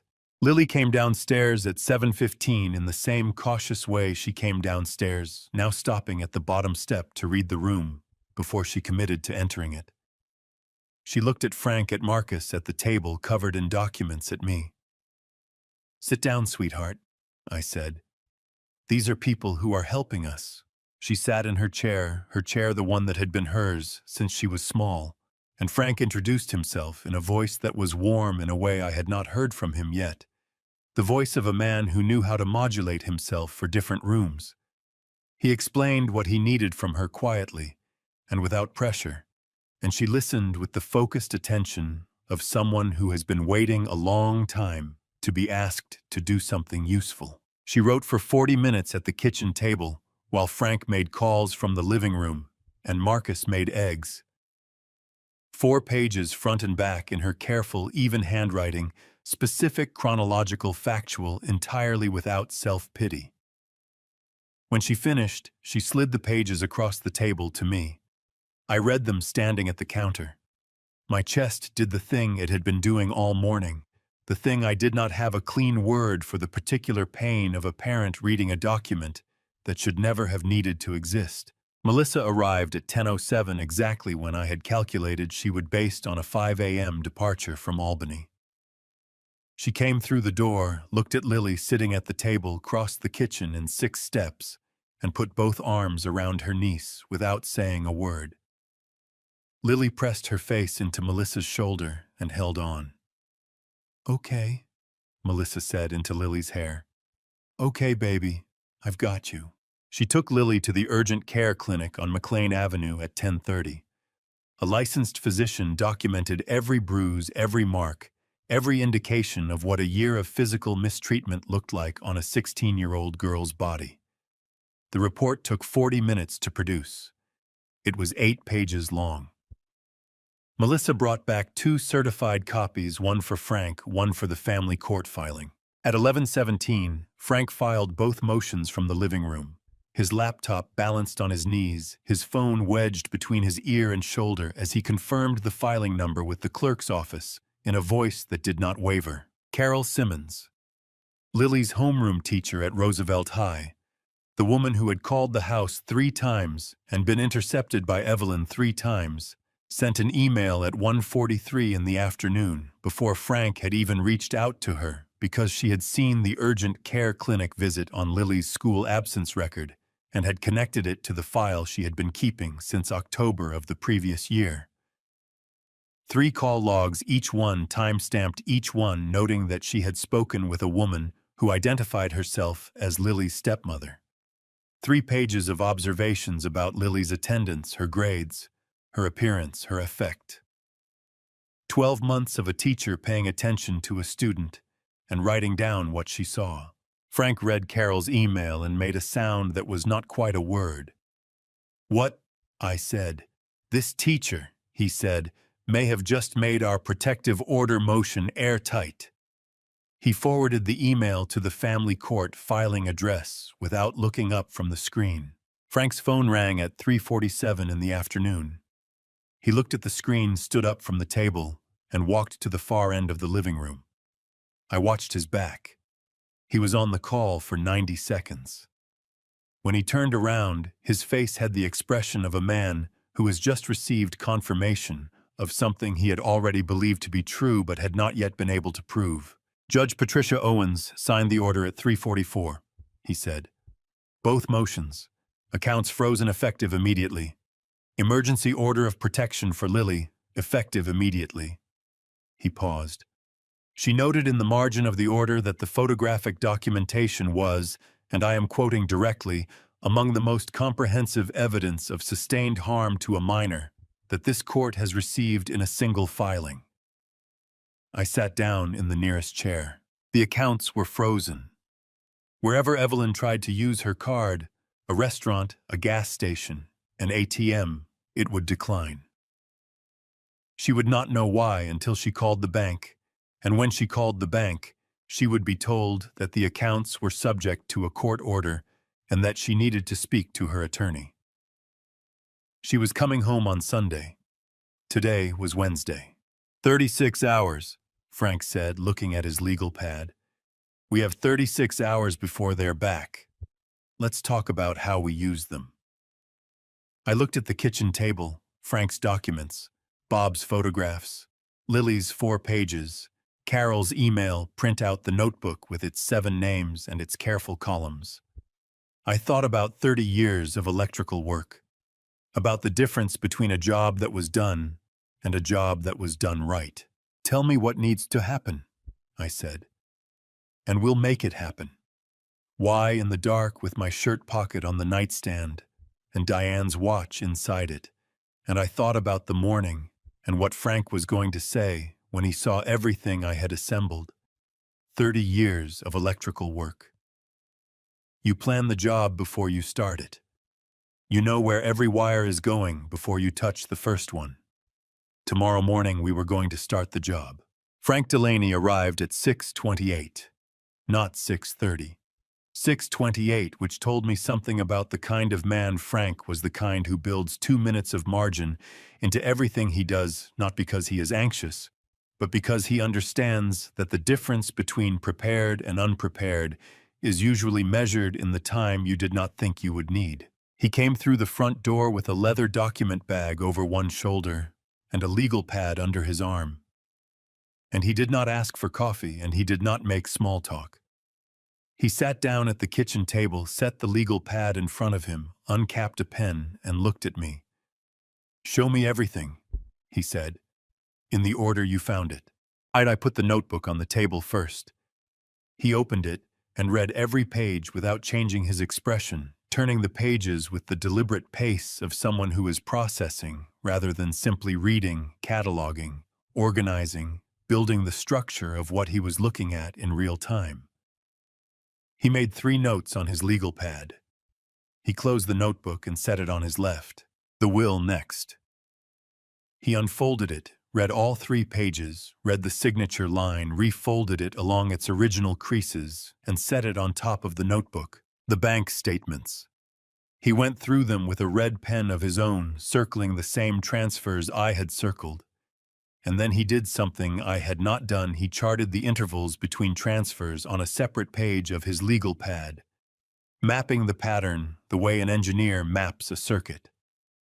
32 days, 28 days, 31 days. Never the same interval twice, but always within a 4-day window of a month. Regular without being mechanical. designed to look organic. "She's done this before," he said. Not a question. "Entry 1 in the notebook," I said. "Tennessee, marked complete." He wrote something on the legal pad. "I'll make a call to a colleague in Nashville this morning. The debit cards. The unidentified keys. The receipt from the jewelry consignment store. The screenshot of the Family Track app still installed on my phone." He examined each item in turn, made notes, arranged them in a row on the table, with the precision of a man laying out surgical instruments. Last, the envelope from Bob. He went through the 47 photographs the same way I had, slowly, face by face, date by date. When he reached the 47th, he held it for a moment longer than the others. He set it down in the center of the table, face up. He looked at it for 4 seconds. Then he picked up his pen. "I'm going to file 2 motions this morning," he said. His voice had the focused, almost impersonal quality of someone who has moved past the emotional content of a situation and into its solutions. "The first is an emergency motion to freeze all joint accounts and any secondary accounts receiving transfers from those accounts. Under New York law, documented evidence of systematic financial fraud qualifies for a temporary restraining order, a court order that can be issued the same day without prior notice to the other party. The funds cannot be moved until a judge lifts the order." He made a note. "The second motion is an emergency order of protection for Lily, filed simultaneously through Yonkers Family Court. Under the New York Family Court Act, an emergency order of protection can be granted within hours when there is documented evidence of ongoing harm to a minor. The photographs, the medical documentation Melissa is going to provide this morning, and Lily's own written account will support the motion." He paused. "Can Lily write 4 pages about what happened over the past year? Specific, factual, chronological. She can write more than that," I said. He nodded. "4 is enough. I need it before noon." Marcus came through the front door at 6:34, 4 minutes after Frank, moving with the unhurried efficiency of a man who had decided the night before exactly what this morning was going to require of him. He shook Frank's hand, looked at the table full of evidence, looked at me and said, "What do you need me to do?" "Stay in the house," I said. "When they come downstairs, I need someone between them and that table." He pulled out a chair and sat down. He did not say anything else. That was Marcus. He understood that some situations called for presence rather than commentary, and he was very good at being present. Lily came downstairs at 7:15 in the same cautious way she came downstairs, now stopping at the bottom step to read the room before she committed to entering it. She looked at Frank, at Marcus, at the table covered in documents, at me. "Sit down, sweetheart," I said. "These are people who are helping us." She sat in her chair, the one that had been hers since she was small, and Frank introduced himself in a voice that was warm, in a way I had not heard from him yet. The voice of a man who knew how to modulate himself for different rooms. He explained what he needed from her quietly and without pressure, and she listened with the focused attention of someone who has been waiting a long time to be asked to do something useful. She wrote for 40 minutes at the kitchen table while Frank made calls from the living room and Marcus made eggs. 4 pages front and back in her careful, even handwriting, specific, chronological, factual, entirely without self-pity. When she finished, she slid the pages across the table to me. I read them standing at the counter. My chest did the thing it had been doing all morning, the thing I did not have a clean word for, the particular pain of a parent reading a document that should never have needed to exist. Melissa arrived at 10:07, exactly when I had calculated she would, based on a 5 a.m. departure from Albany. She came through the door, looked at Lily sitting at the table, crossed the kitchen in 6 steps, and put both arms around her niece without saying a word. Lily pressed her face into Melissa's shoulder and held on. "Okay," Melissa said into Lily's hair. Okay, baby, I've got you. She took Lily to the urgent care clinic on McLean Avenue at 10:30. A licensed physician documented every bruise, every mark, every indication of what a year of physical mistreatment looked like on a 16-year-old girl's body. The report took 40 minutes to produce. It was 8 pages long. Melissa brought back 2 certified copies, one for Frank, one for the family court filing. At 11:17, Frank filed both motions from the living room, his laptop balanced on his knees, his phone wedged between his ear and shoulder, as he confirmed the filing number with the clerk's office, in a voice that did not waver. Carol Simmons, Lily's homeroom teacher at Roosevelt High, the woman who had called the house 3 times and been intercepted by Evelyn 3 times, sent an email at 1:43 in the afternoon, before Frank had even reached out to her because she had seen the urgent care clinic visit on Lily's school absence record and had connected it to the file she had been keeping since October of the previous year. 3 call logs, each one time-stamped, each one noting that she had spoken with a woman who identified herself as Lily's stepmother. 3 pages of observations about Lily's attendance, her grades, her appearance, her affect. 12 months of a teacher paying attention to a student and writing down what she saw. Frank read Carol's email and made a sound that was not quite a word. "What?" I said. "This teacher," he said, "may have just made our protective order motion airtight." He forwarded the email to the family court filing address without looking up from the screen. Frank's phone rang at 3:47 in the afternoon. He looked at the screen, stood up from the table, and walked to the far end of the living room. I watched his back.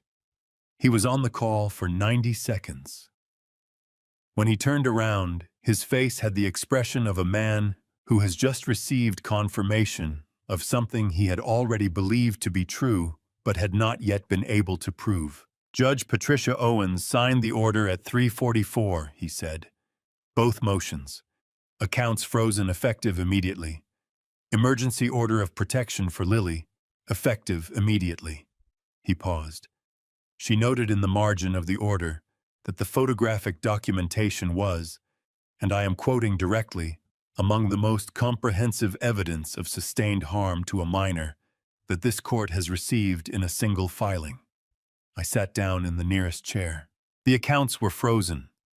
Wherever Evelyn tried to use her card, a restaurant, a gas station, an ATM, it would decline.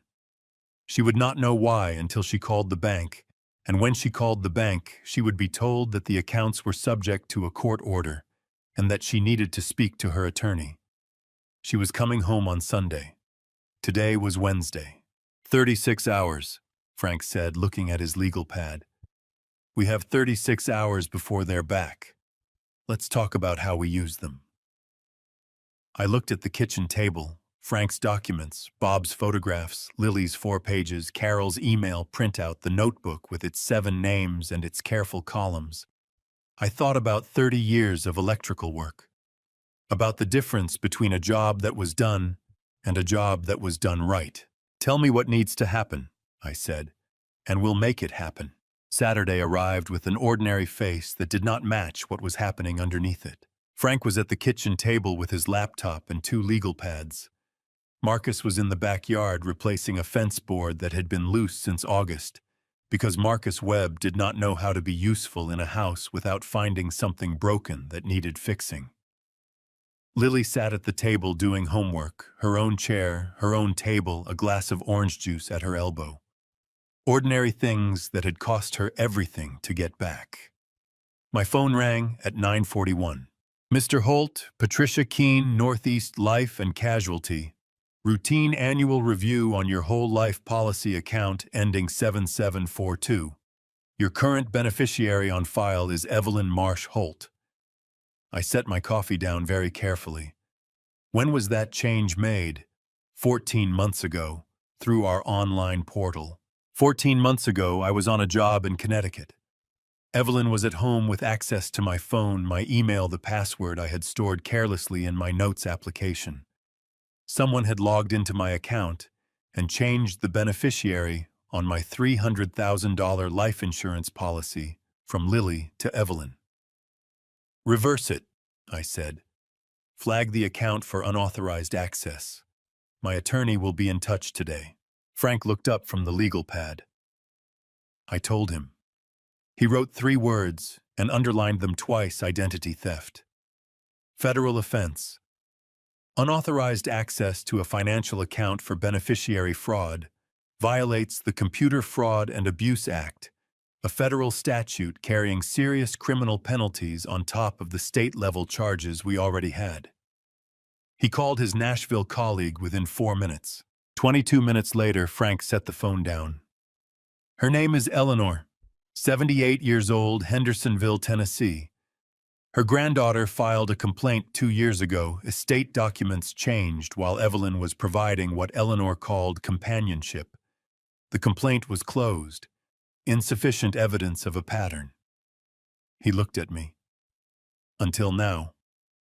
My colleague is driving to meet her this afternoon. Lily looked up from her textbook.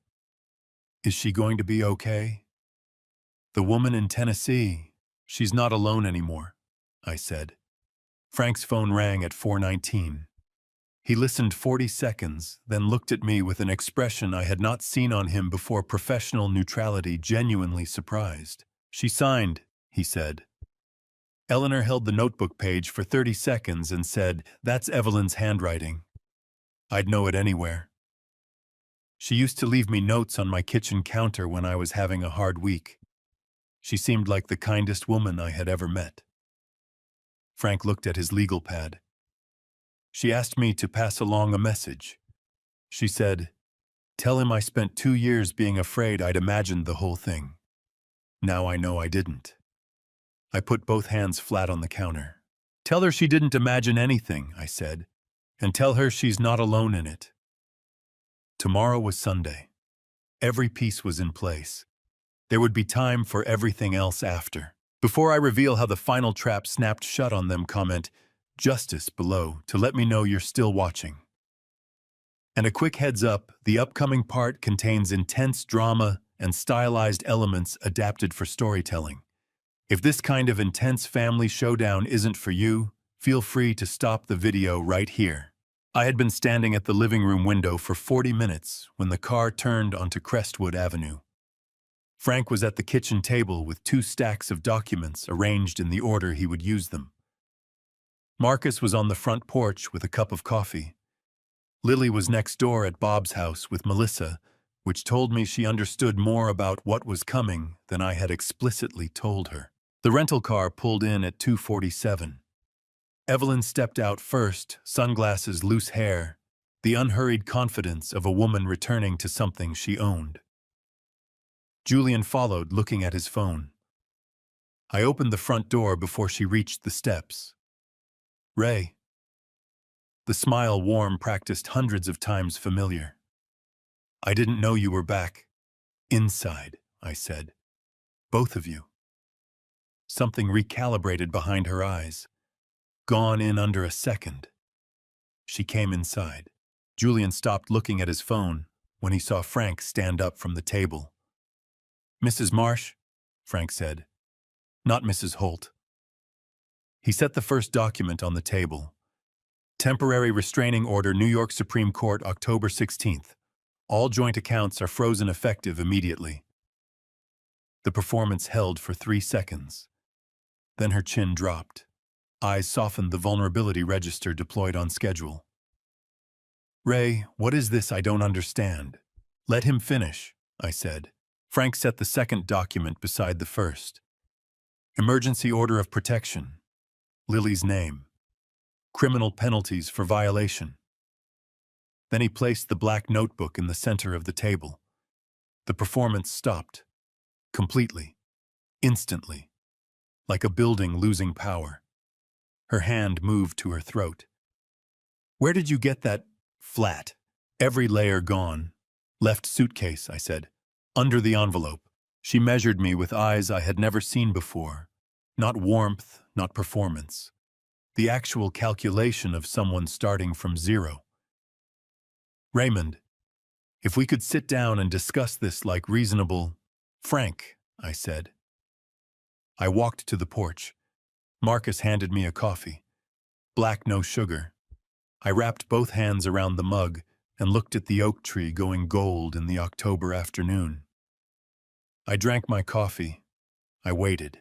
I knew Evelyn would run before she did it. Not because I had predicted it specifically, not the taxi, not the cash, not the one-way ticket to Miami, but because I had watched her face when Frank set the notebook on the table, and I had seen the moment when she understood that there was no version of this conversation that ended in her favor.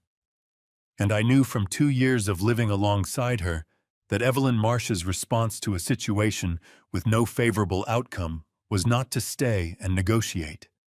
It was to find the exit and move toward it before anyone else located it first. Frank came out to the porch at 5:40. "She's asking to make a phone call," he said. "Let her," I said. At 6:15, a taxi came down Crestwood Avenue and stopped in front of the house. Evelyn came out through the front door with a carry-on bag, one bag small enough to fit under an airplane seat, packed with the speed of someone who has thought about this moment before and knows exactly what she needs. She did not look at me on the porch. She walked to the taxi, got in, and the taxi pulled away. She left Julian standing in the front hallway. I watched the taxi turn at the end of the street. Then I went inside and looked at Julian, who was 14 years old, and standing in a hallway with his phone in his hand, and an expression on his face that I had not seen from him before. Not the practiced flatness, not the casual cruelty, but something younger and more unguarded than any expression I had ever seen from him. The expression of a boy who has just been left. I did not say anything to him right then. There was nothing useful I could say. I called Frank's colleague who had been coordinating with law enforcement, and I told him where the taxi was headed. Evelyn's carry-on contained $14,000 in cash, rubber-banded, in the same practiced way as the envelope in the suitcase. Her ticket was a one-way flight to Miami departing at 8:15. She told the deputies there was a misunderstanding. There was not one. The rest of what happened did not happen quickly. Courts move on their own schedule, indifferent to how urgently any of the people involved need them to hurry. But they moved. That is what matters. Evelyn appeared before a Yonkers judge in February of 2025 on the full range of charges: conspiracy, financial fraud, and racketeering across 3 states. Her attorney argued difficult circumstances and outside influence.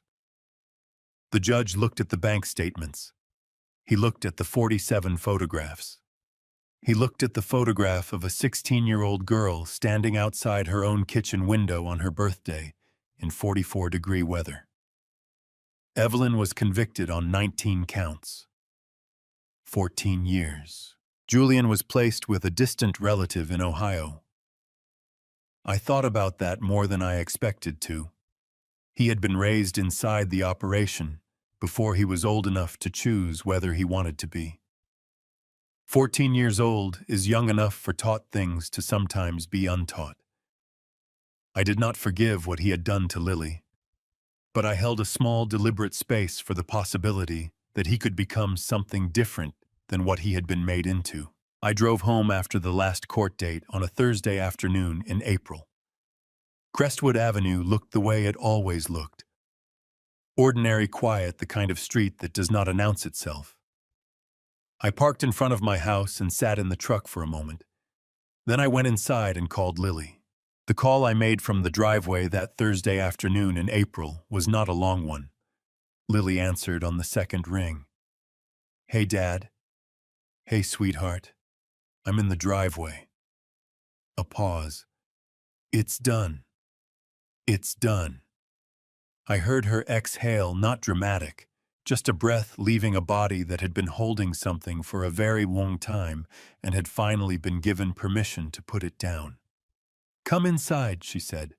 "I'll put the coffee on." What happened between April and October was not dramatic. It did not announce itself with anything as clear as a before and after. It happened the way most real things happen, gradually, in the ordinary accumulation of days that do not ask permission before they become something. Lily went back to Roosevelt High in the second week of April. Carol Simmons had rearranged the classroom seating without being asked, putting Lily's desk near the window where the light was good in the mornings. Jordan was waiting at the lunch table on the first day back, looked up, moved her tray to make room, said finally, in the tone of someone whose patience had been thoroughly tested but had held. Lily sat down. They ate lunch. That was all, and that was everything. I repainted the kitchen in May. Lily spent 3 weeks with paint swatches spread across the table every evening, holding them up against the wall in different lights, looking for the one that Diane had pointed to in a catalog in 2019, and said in the casual way she said things that were not actually casual. That's what this kitchen should be.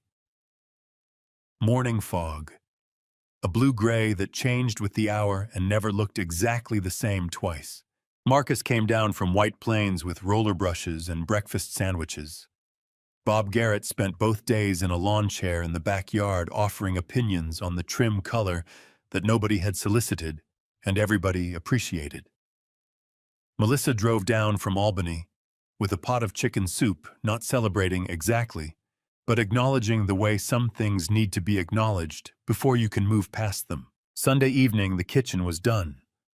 Lily stood at the window over the sink. The October light caught the new paint exactly right. She turned around and looked at me. "Dad," she said, "Mom would have liked this." My throat did what my throat does. I let it. Yeah, she really would have. By October, the house on Crestwood Avenue felt like itself again. Not like it had been before Diane died. Something different. Something that had been through the fire and was still standing, which is a different kind of solid than what you have before anything tests you. In some ways, a better one. Lily made the honor roll in October for the first time in 2 years. She told me at dinner like it was ordinary news. I told her I was proud. She said she knew she had always known even when things were hard. I passed her the bread because I did not trust my voice. Lily's 17th birthday was 2 weeks away. I had one thing left to do. October 14th. Lily's 17th birthday. I set the watch on the kitchen table between us, the one Diane had pressed into my palm 4 years ago. Lily picked it up with both hands and held it against her chest and cried the way you cry when something that was taken from you finally comes home. She put it on. She walked to the porch. She raised her hand one slow wave exactly like her mother. I turned off the engine and went back inside. These grandpa stories are not just about revenge. They are about what happens when a good man stops paying attention to the people he loves most. This is my family story, and I am not proud of every chapter. I was distracted by grief, by loneliness, by the comfort of believing what was easiest to believe. I missed things I should have seen. Don't be like me. Watch the small things. The child who says I'm fine in a voice that means the opposite. The chair nobody sits in anymore. I believe God brought me home early that October night for a reason. Some things are not coincidence. My personal belief, if you love someone, presence is not enough. You have to be paying attention. If this family story stayed with you, leave a comment. Share it with someone who needs to hear it. And if these grandpa stories speak to you, subscribe so you never miss what comes next. Thank you for staying until the very end. It means more than I can say.